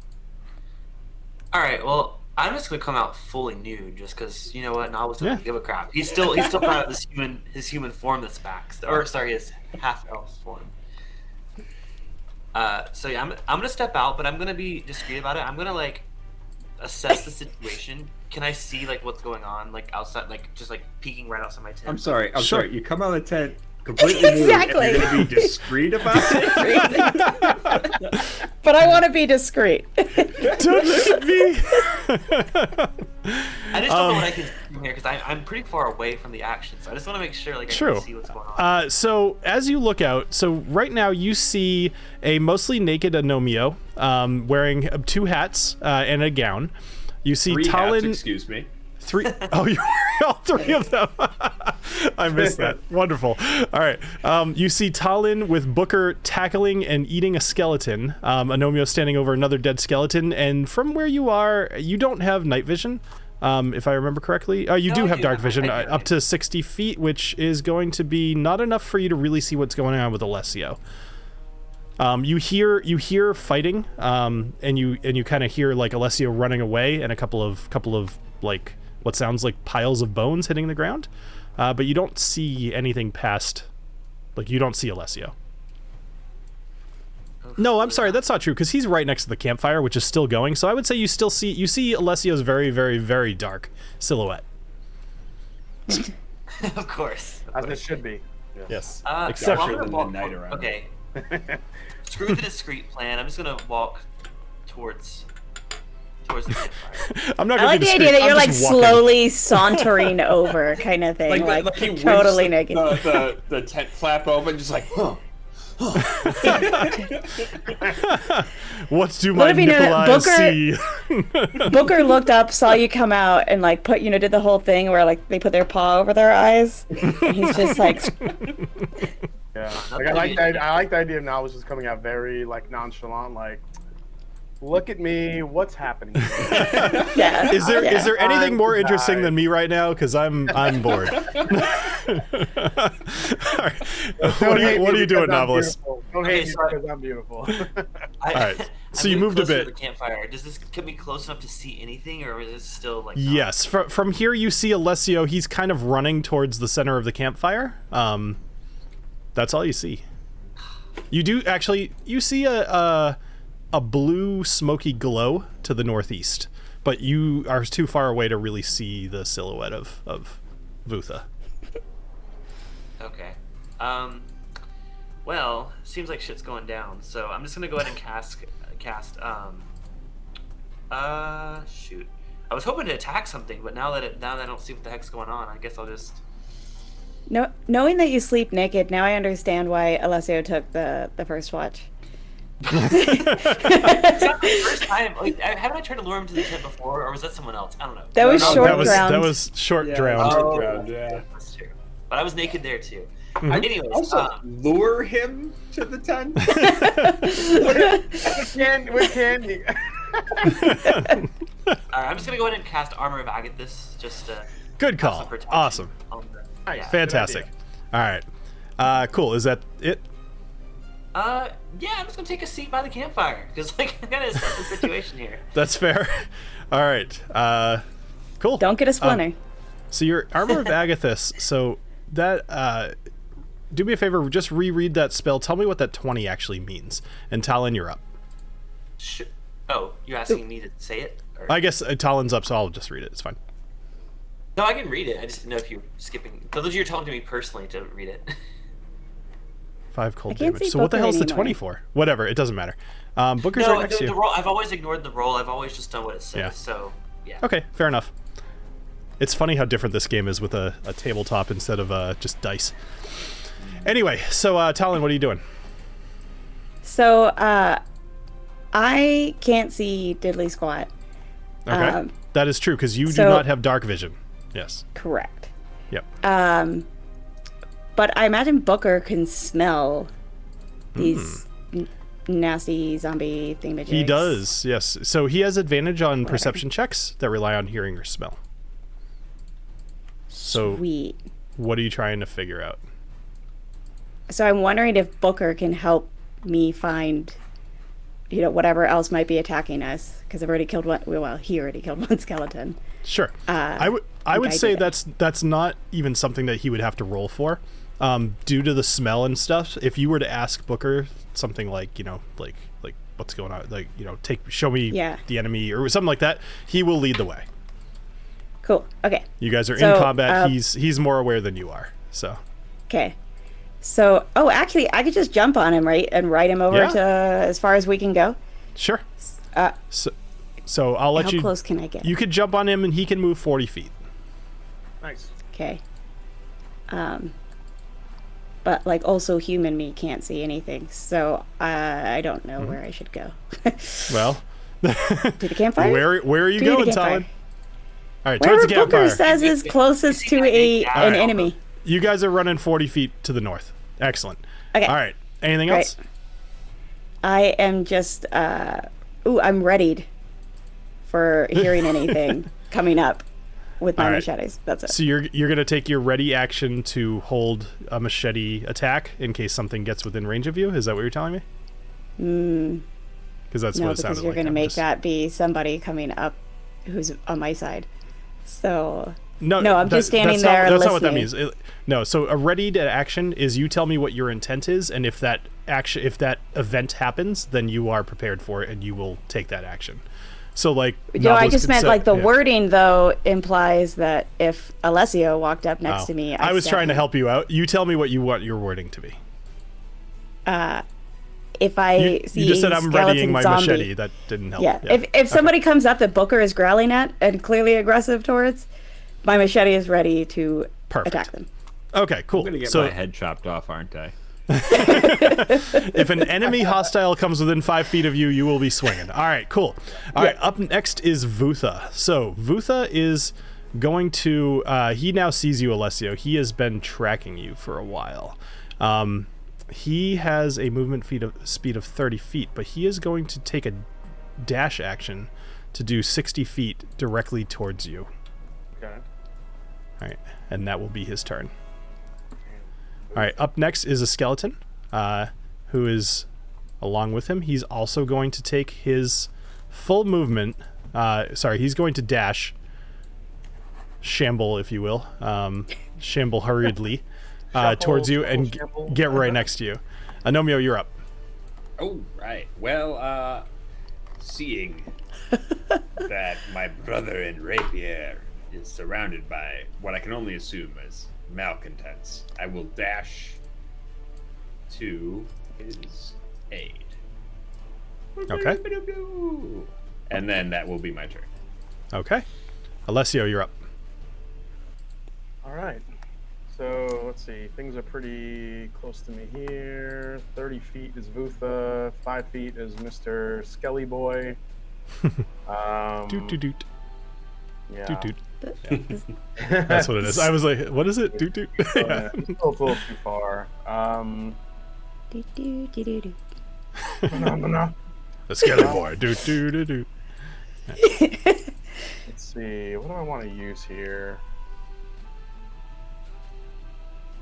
Those skulls look like pandas. I thought we were fighting pandas for a second. Skelly Pandas. pandas. All right, Alessio, what are you doing? Yeah, I'm going to use my. I'm just going to. Man, I'm not going to throw a damn short bow at him. You know what? I'm going to use one of my new spells. Okay? I panic throw and the throw bow my at him. bow at him. Not an arrow. I'm going to throw my arrow at him and see. Hopefully that'll hit. All right, so what do you It's do? unbreakable. Just got a new spell called Thunderwave. Okay. So Ooh. everything within a 15 feet of me. Oh, yes. Create a sound or image, and it lasts for the duration. I'm sorry, the thunder wave. Mhm. Actually, so creature takes 2d8 has to make a Constitution saving throw. Okay. So I'm going to use my thunder wave. Thunder. Na, na, na, na, na, na, na. All right, so you're using your thunder wave in your location, right? And I believe not there. Where'd it go? I'm sorry, I've never used this before. that's man. okay. All right, so thunderous force sweeps out from you. Each creature in a 15-foot cube originating from you must make a con save. On a failed save, blah blah blah. Damage. In addition, unsecured objects, blah blah blah. They fly around. Okay. So you're doing your thunder wave in your current position with the intent to hit the skeleton that's right next to you. Correct? Yes. Yep. All right, cool. A 17 will definitely hit. It's going to make a Constitution saving throw. It definitely fails with a 5. So go ahead and roll damage. It's gonna. I mean, it's dead either way. But it's gonna take 2d8 thunder damage plus an additional 3d8 or something like that. I don't know. It takes a lot. Yeah, it takes a lot. So. Wait. No, 2d8 thunder damage, and it's pushed 10 feet away. He says it's taking 9 damage, actually, so it does not die. But it is pushed 10 feet away from you. Okay. So it flies backwards, and it is now stumbling over its brethren, its skeleton dead brethren. Pandas. Okay. Cool. Anything else? And then for my bonus action, can I use Misty Step again? No, just the once. Just Per once. day. Okay. Once per day. Got it. Mhm. Okay. All right. I just want to. No, I can't move further away. Well, there's nobody near me. If I move a little bit towards back to the fire, where Knobolas and Booker and TaLin are, will anyone be able to get a attack on me? Wait, did you used Misty Step earlier, right? I did. Okay, cool. Yeah, you didn't mark it off. I'm sorry. What was your question? I said if I move towards the fire now, is anyone close enough to get No. an attack on me? Nope. You did the right thing. Okay. All right. For that. So I'll just move back here. Okay, I'm good. Cool. All right. So a huge blast of thunderous energy comes from you, and it shoots the skeleton back, who stumbles backwards, and you take off, booking it down to the south towards the rest of your friends. All right. Cool. Knobolas, you're up. All right. Well, surely I saw some of that, right? At this point, I would say all of you can see everything. Vutha is close enough, including his emanating blue light, to be able to be seen by all of you. Definitely heard the thunder. They definitely heard the thunder. And we see everything when it comes to Knobolas. Everything. Yeah. I'm just gonna stand up real calm, like, and I'm just gonna walk a little more towards the actions, maybe like right over like here. It's an extra sachet. So I'll be full on silhouette with the fire, you know. All my glory. All right. Anyways, I see the Vutha, or whatever the name is, and I'm just gonna. You know what? I haven't used my laser nips in a while, and I'm really excited. So I think I'd like to try them out. Okay.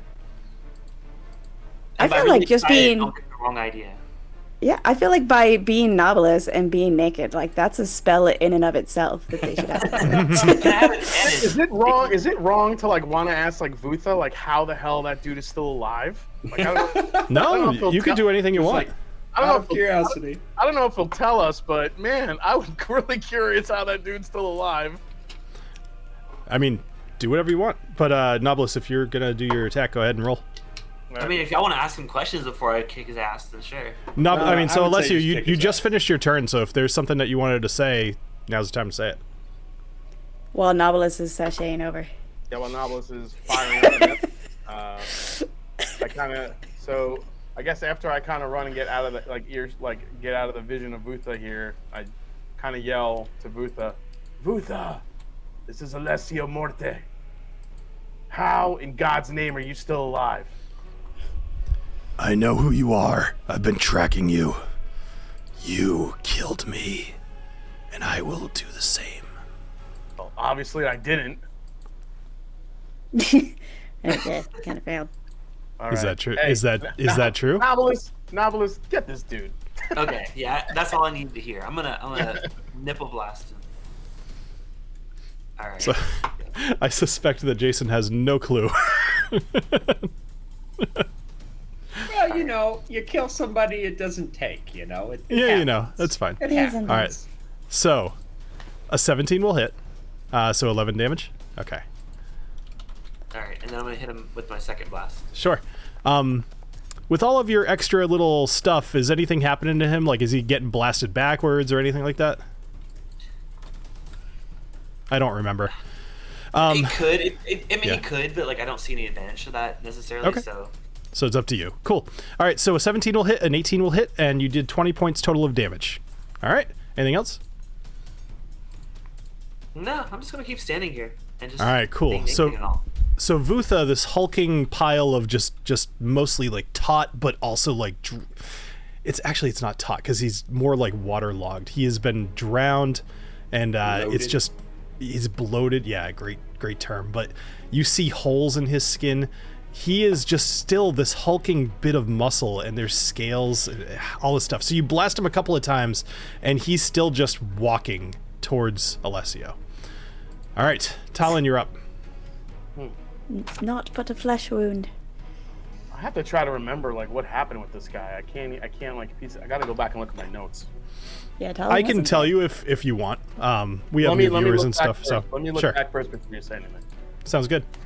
Look, we've killed so many people. All right, TaLin, what are you doing? Okay, so is it just Vutha, or is there At the moment, another skeleton that would be? there's one skeleton still alive to the side of Vutha here. Hey, weird. Okay. I don't see the skeleton. He's right there. Oh, there he is. He was Oh, underneath man. one of the pandas. Yeah. Ah, Okay. What's going on that? Here, I'll move these guys off to the side a little bit so it's easier to tell because he's actually right there. All right. Okay, but we can see Vutha now. You said, yeah. Yes. Okay, so I'm going to try to bow and arrow him. Okay. Archery, You're huh? gonna What's the bow and verb arrow. there? Shoot. I'm not sure of the verb. Arrowed. Yeah. Also, can you pick back up your arrows afterwards? Yes. Okay. So cool. after combat, you can retrieve half of the arrows that you shot. Which with why'd you roll twice? Whatever. I don't. Did it mean? It doesn't matter. They. Did So an 8 poorly. does not hit. Yep. Yep. I didn't think it did.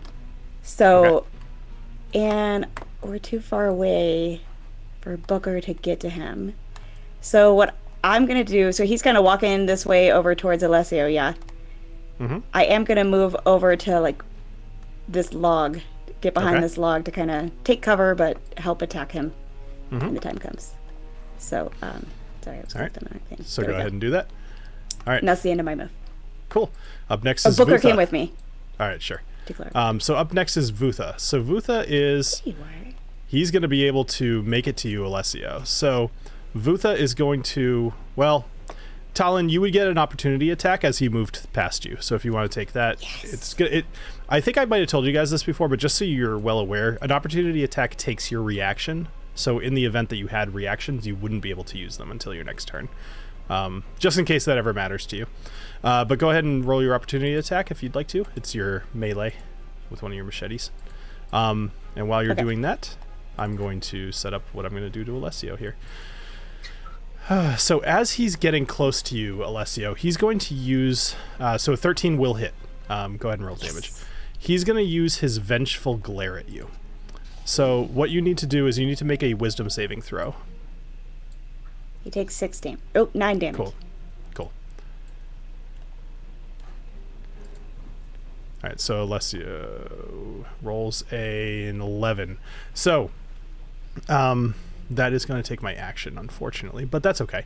So you are currently paralyzed, which means that you are not able to move, and any attacks against you have advantage on you. So every one of your turns, you're able to re-roll that Wisdom saving throw, and if you roll a 15 or higher, you'll get out of it. That's great. I suck at wisdom. That's perfect. Well, maybe that's why you killed me. We knew that. We know you suck at wisdom. That's why you killed me. Yes. Anyway, so he's right in your face, but that it will end his turn. And you are currently paralyzed. So up next is the skeleton, he's gonna actually walk down, stand on top of this log here, TaLin, and he's gonna make an attack against you with his short sword. This is rude. Which is going to be a 13, which I don't think hits. Does not hit. Correct, because you have your armor on. All right, so that does not hit. And then he's going to use the rest of his movement to kind of get to the right next to you. Okay, Agnomeio, you're up. All right.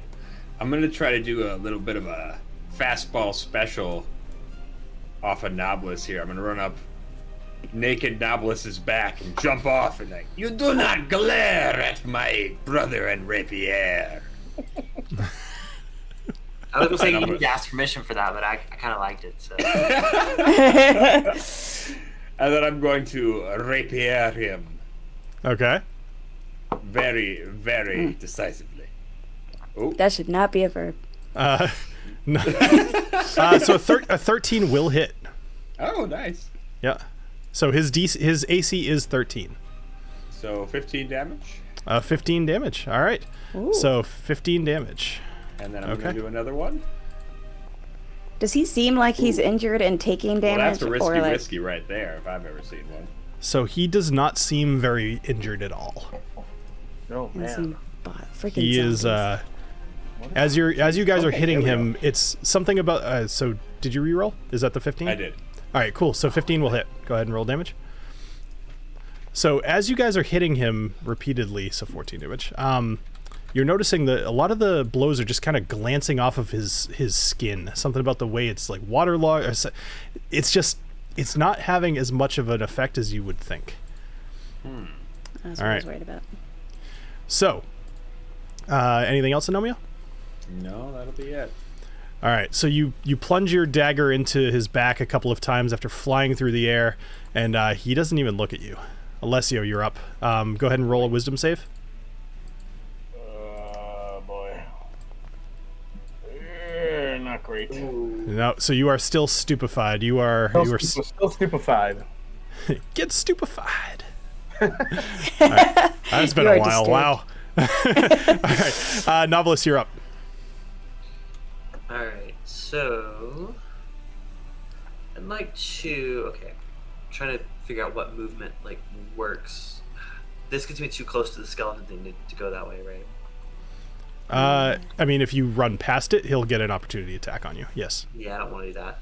Let's go ahead and freaking target the skeleton thing. Okay. I'm just gonna go ahead and get rid of it. I'd like to Eldritch Blast it. Okay. Click on it and T before you do your attack. Click on what? Click on the skeleton and hit T, and then do your attack. Yeah, because I'm really struggling. That's okay. Or whatever you want. It's fine. We have all these cool mods that do all these cool spell effects and stuff, and yeah. Every time I try to do that, I target myself, and I get nervous. Myself, so. I don't know how to click a button. He did just learn how to click and drag. Boom! So. There it is. I'm sorry. Nice, you did it. All right, cool. So you do 11 points of damage, which is enough to kill him. Okay. did. All right, tell me what that looks like. So the skeleton is standing on top of the log. He had just made a big swipe with his sword against TaLin, and then you come along and... Oh, well, thankfully the Eldritch Blast does have the power to push him, so he's going to, like, tumble backwards off the log and just shatter into a million bones.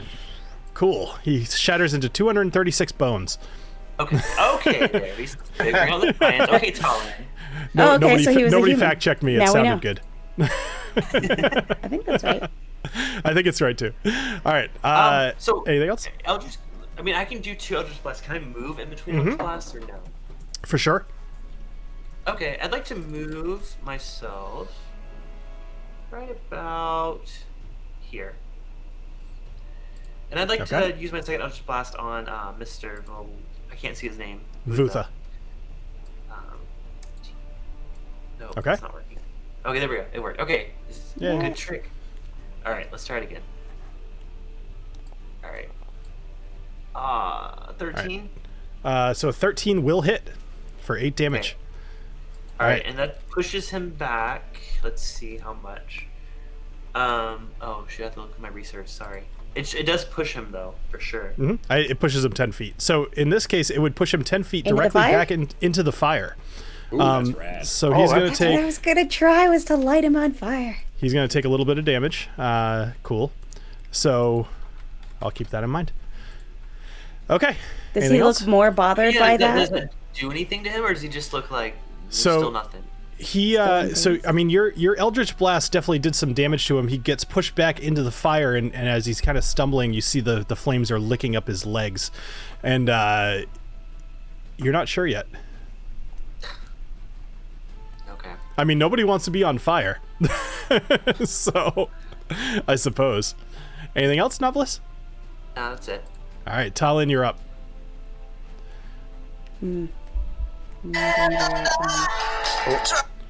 Hello? All right, New I muted. soundtrack. Not much. All right, I muted Jason. So There we go. yeah, Jason, wave to me when you're ready to be back on. All right, cool. All right, anything else? Or, So sorry, TaLin, go I'm ahead. I'm gonna use my ensnaring strike Mm-hmm. to try and restrain him, Okay, and maybe that'll hold him in the fire. so you're gonna restrain him in the fire. Perfect. Okay. Yeah. Nice Nice. plan. Cast spell. We'll do it at level 2. Because I totally know what that means.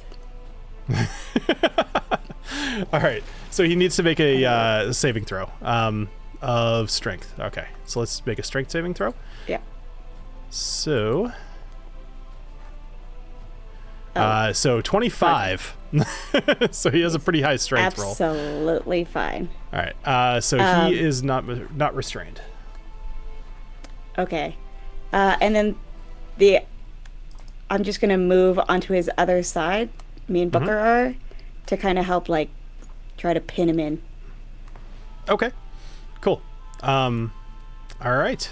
So you cast your ensnaring strike at him, and the vines kind of they hesitate coming out of the fire, and they kind of wilter away, and they just don't take any purchase on his skin. Okay. Up next is Vutha. So Vutha is going to. I feel bad that Jason's on the phone, but maybe I'll try to kill him. It'd be funny. So Vutha is going to move forward into back towards Alessio here, and he is going to, now that Alessio is still paralyzed, he's going to make a multi-attack against him with his fists with advantage on both of these attacks, due to the that still didn't roll advantage. So 10 did not hit. Sorry, I'm rolling because And a advantage 12. didn't happen for whatever reason. Is it control, or I thought it was shift, right? Maybe it's control. There, it's control. Okay. All right, a 16 will hit, and he's going to do 24 damage to Alessio. Ouch. All right, so he comes through with 2 huge haymakers. The first one misses, and the second one succeeds. Okay, and that will. He says, "I'll fucking kill you," and that will be the end of his death. End of his turn. Yeah. He's very direct. angry. He's very angry. So angry. Wait, did Alessio say that or Vutha? No, Vutha said that to Alessio. Oh, okay. All right. Up next is Agnomeio. Okay. Well, I'm going to repair him right quick. But As one does. as one does. I'm going to try. So 25 definitely hits, and I'll roll damage right quick. But I want to do my goading attack. So he has to make a Wisdom saving throw, DC 16. Okay. And then the target has disadvantage on all attack rolls against targets that aren't me. Okay. I'm sorry, you said Wisdom save? Yeah. Okay, cool. Go I'm ahead and gonna roll add damage for that 15, because that'll hit. He rolled a natural 20 on his Wisdom saving throw. Well, crap. For a 26. So well, the 15 was annoying. the 15 was the damage, and then he's going to take another D8 anyway.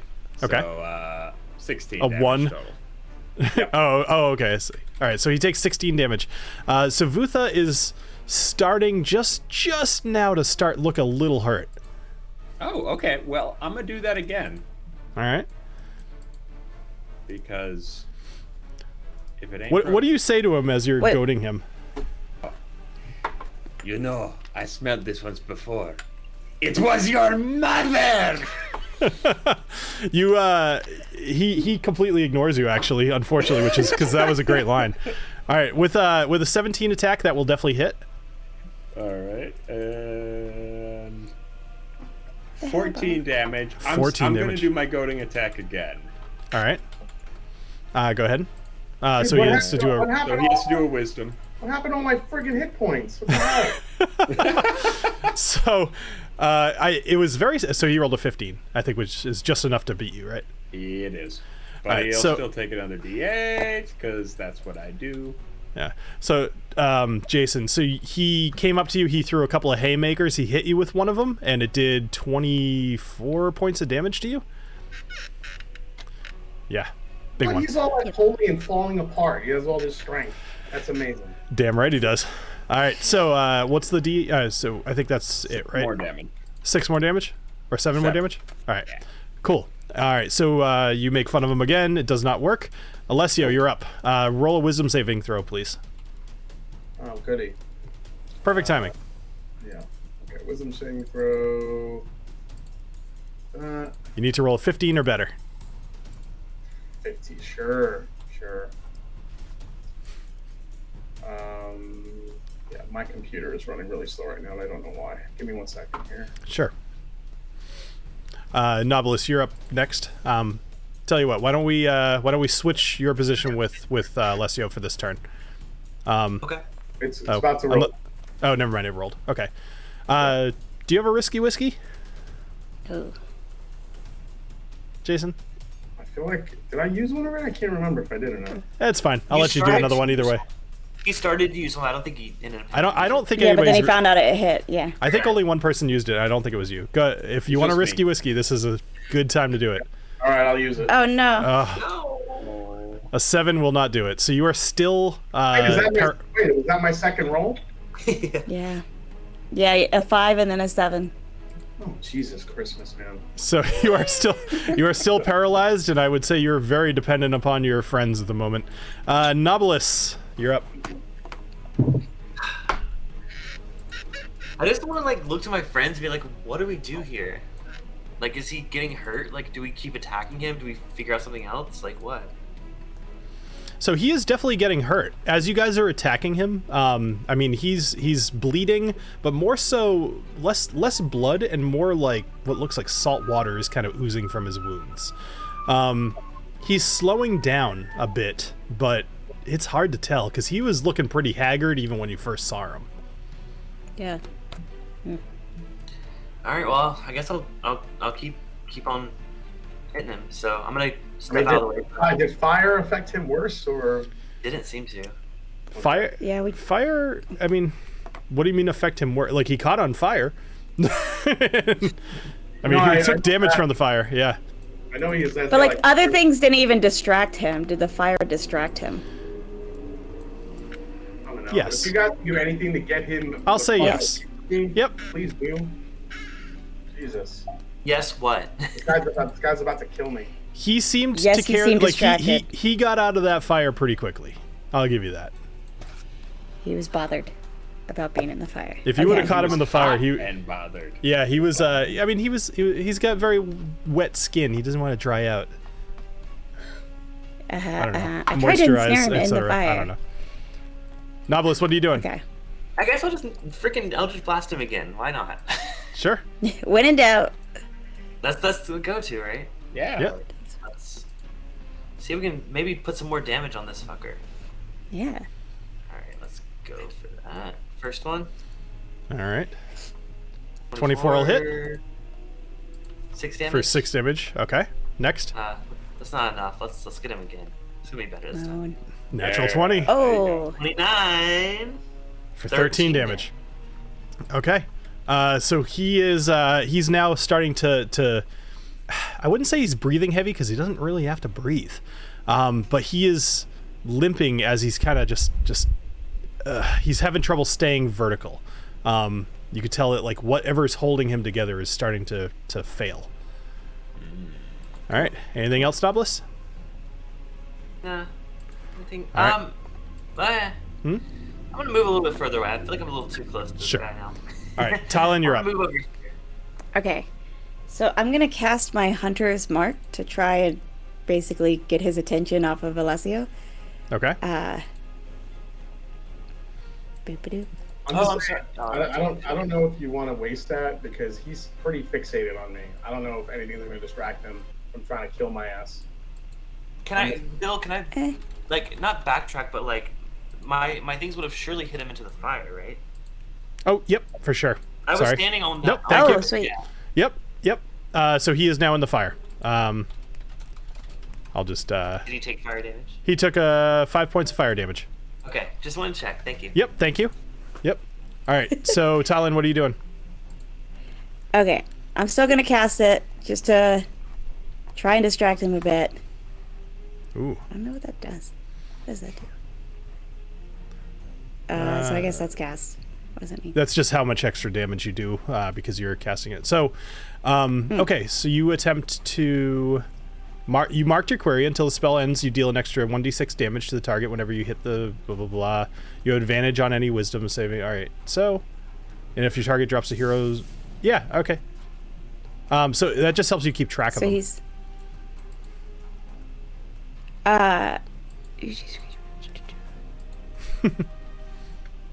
That's fine. If you want to retcon that, that's okay with me. But Weird. just that doesn't do what you thought it did. Yeah. Yeah. Yeah. I think maybe that was a 4th edition. It helps you track him. Like if the he somehow podcast. disappears, then you would potentially know where he is if it's within a certain range. But yeah. Yeah, not what I thought it was. Okay.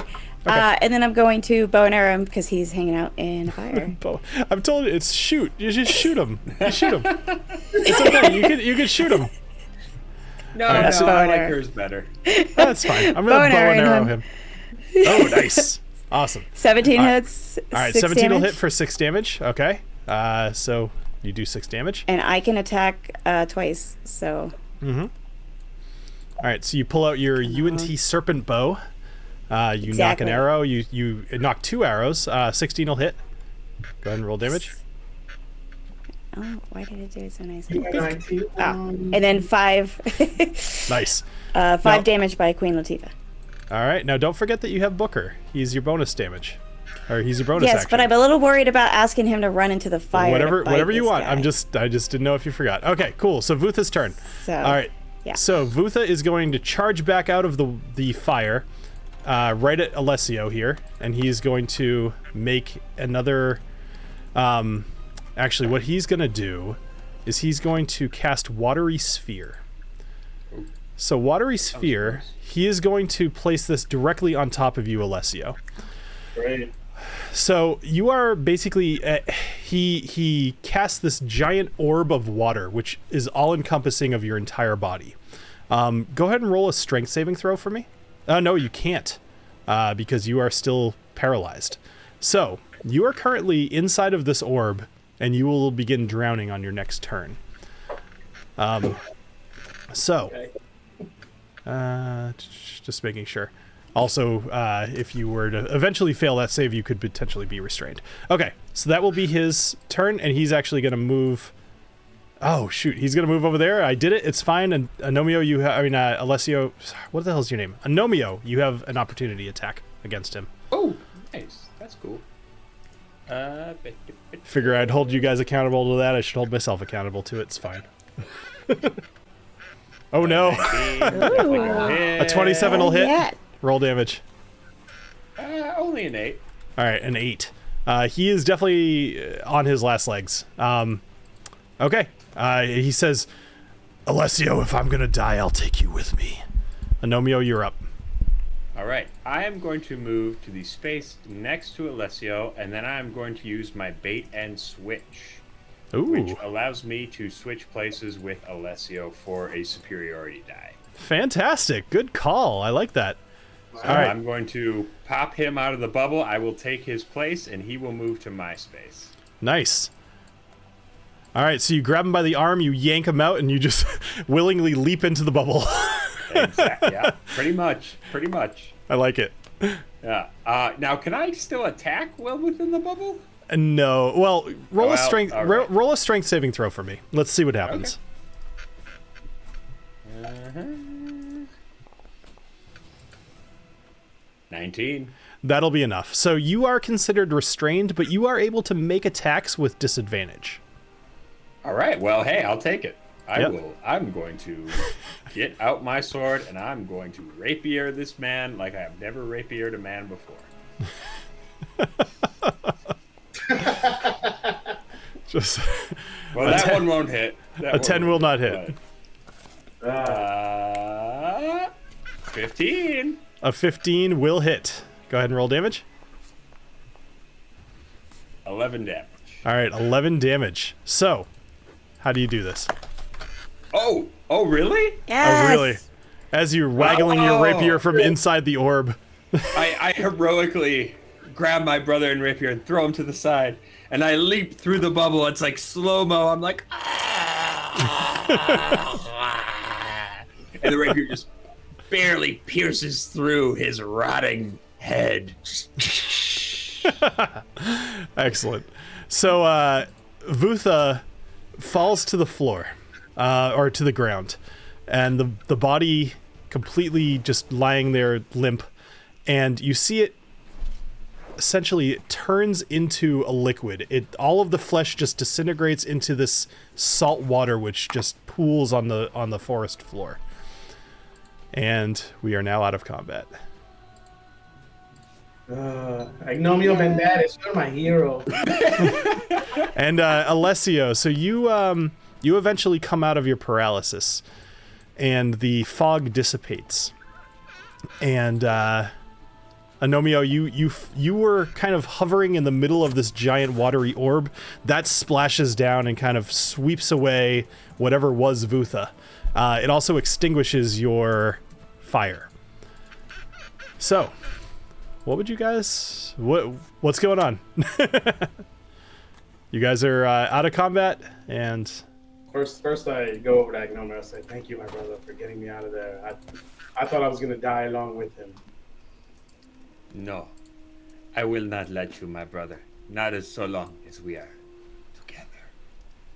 I'd like to walk up to them completely nude and just put my arms around both of them. I love you guys. We just do a big And you know group hug. how short Agnomeio is and how tall Knobolas is? Just You know, saying. makes it easier. Hello. An awkward hug. I kind of sit there and I ponder. I'm like, I don't understand. How he was still alive. How did he find us? He said he was tracking me. I don't understand. Does this mean there's more of him tracking us? We should watch our six.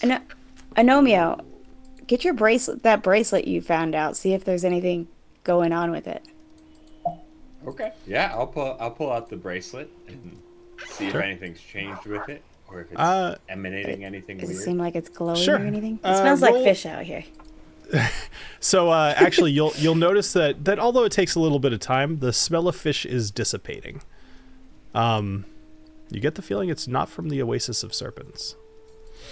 As far as the scarlet little ring there, or band, whatever you want to call it. So go ahead and roll Arcana. Sure.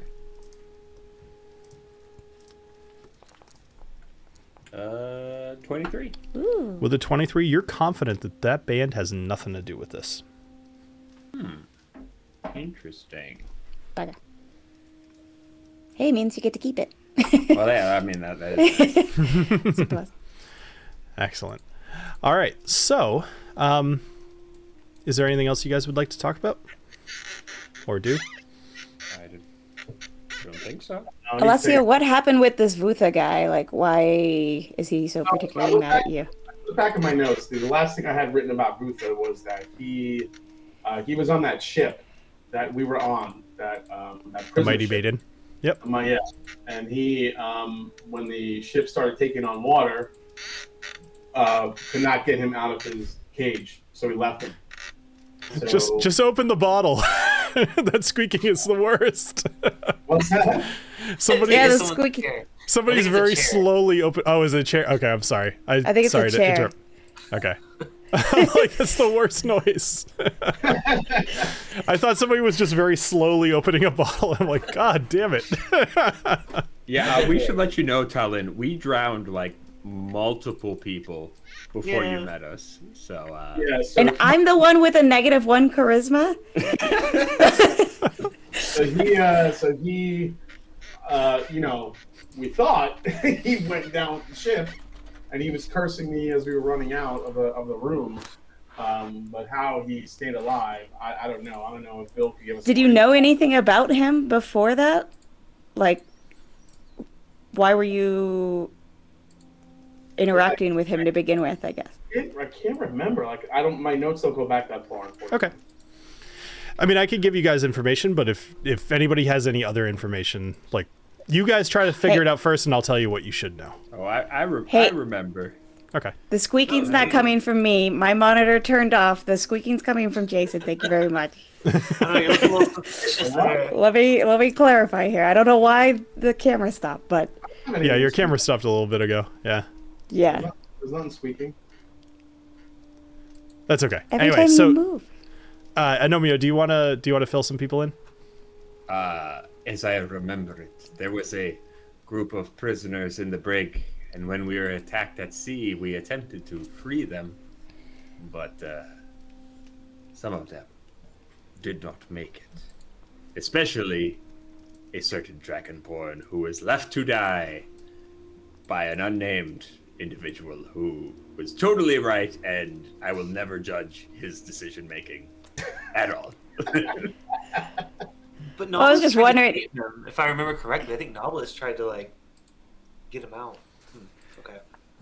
I mean, to be You fair, all- he didn't attack Knobolas, so I don't really. Care. You all tried to get him out, actually. Okay, cool. I know, I think we did, but then we just ended up leaving him. Yeah. What if the ship was bloody sinking? We couldn't have like. Bill, remind me. Wasn't there a Hmm? time we ran into Vutha before we saw him on the ship again? Yes. Okay, So- that's what I thought. That's so- the part I can't remember. Okay, that's fine. All right, so let me fill in some details here because Alessio would remember. So Alessio's very first goal, job for the Shadow of Brakoth was to plant a stone within Vutha's shop in order to spy on him.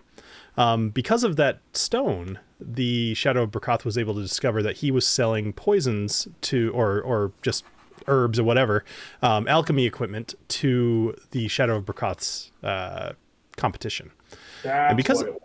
And because of that, basically they framed Vutha and sent him away on the prison ship. So Vutha was on the prison ship directly because of Alessio's interaction. When the I ship didn't know that.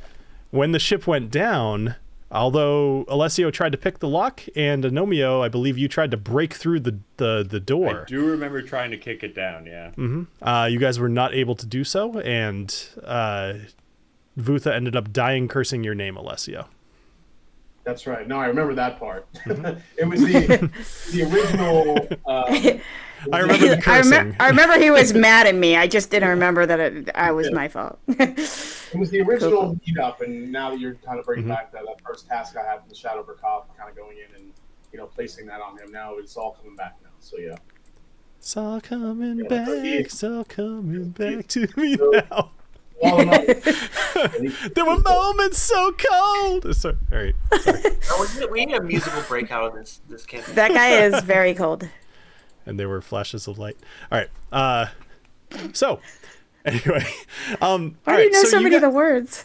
I just it's an awesome song. All right. Anyway, you guys. Anyway, you end up finding rest for the rest of the night. You relight the campfire. So let's relight that campfire. Nice. So you relight the campfire, and you end up taking the rest of your night watching, quite on edge. Tell me, would any of you go to bed at this point, or would you all feel like you needed to stay up? Like, tell me what you would do at this point in the night. I mean, Alessio would especially be weary. I think Alessio would be like, I'm first of all, I'm pretty damn hurt. I only have 11 hit points left. Oh, I need to rest. So yeah, you get some rest. I mean, you stood watch. I think we should all, or whoever needs to stand by him. I'll bake some eggs and bacon. I can stay up and watch. I can watch if y'all need some rest and to heal up. Like, sure. Do it. I don't know if a long rest or something that I could take will give me some hit points back. But jeez. So the rest of us can split it up. What happens right now? So as you guys are, unfortunately, it starts raining, and it starts raining very heavily.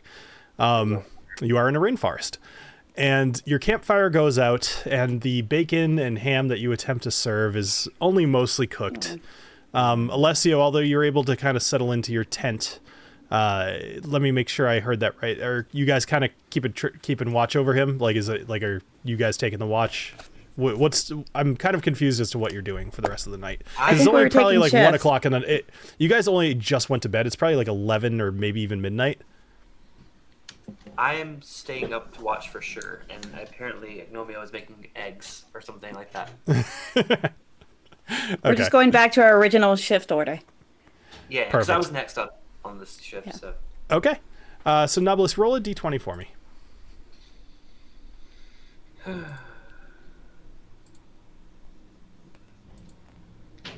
15. All right, with a 15, so you are amped up from the fight, and you are easily able to take your watch, and you do not see anything. And I believe who was up next? I should have written it down, but I didn't. I think I was last, so I think next up was Agnomeio. So you'll be last. So there's only 3 shifts per night. So go ahead and roll a d20 for me. Wait, 8 hours is split up between 3 people. Because you all have to get a long rest. It's how it works. So roll a d20. Mm-hmm. Correct.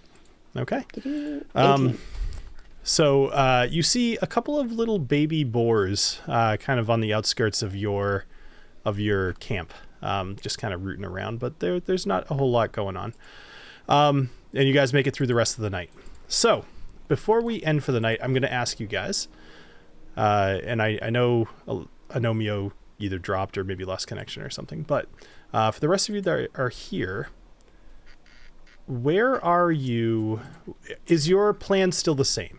Are you still planning on heading towards the dwarven city of Erngor Zuak? At the moment, you are pretty much like right over here at the tail end of the Oasis of Serpents. Yes. I mean, I think so. Okay. And Alessio, any opinion? No, dude. I'm good. Cool. All right. Excellent. So when we revisit... Oh, go ahead. Oh, there's... Can we check Vutha's body to see if there was anything, that might indicate like what was helping him stay alive? So Vutha disintegrated into seawater.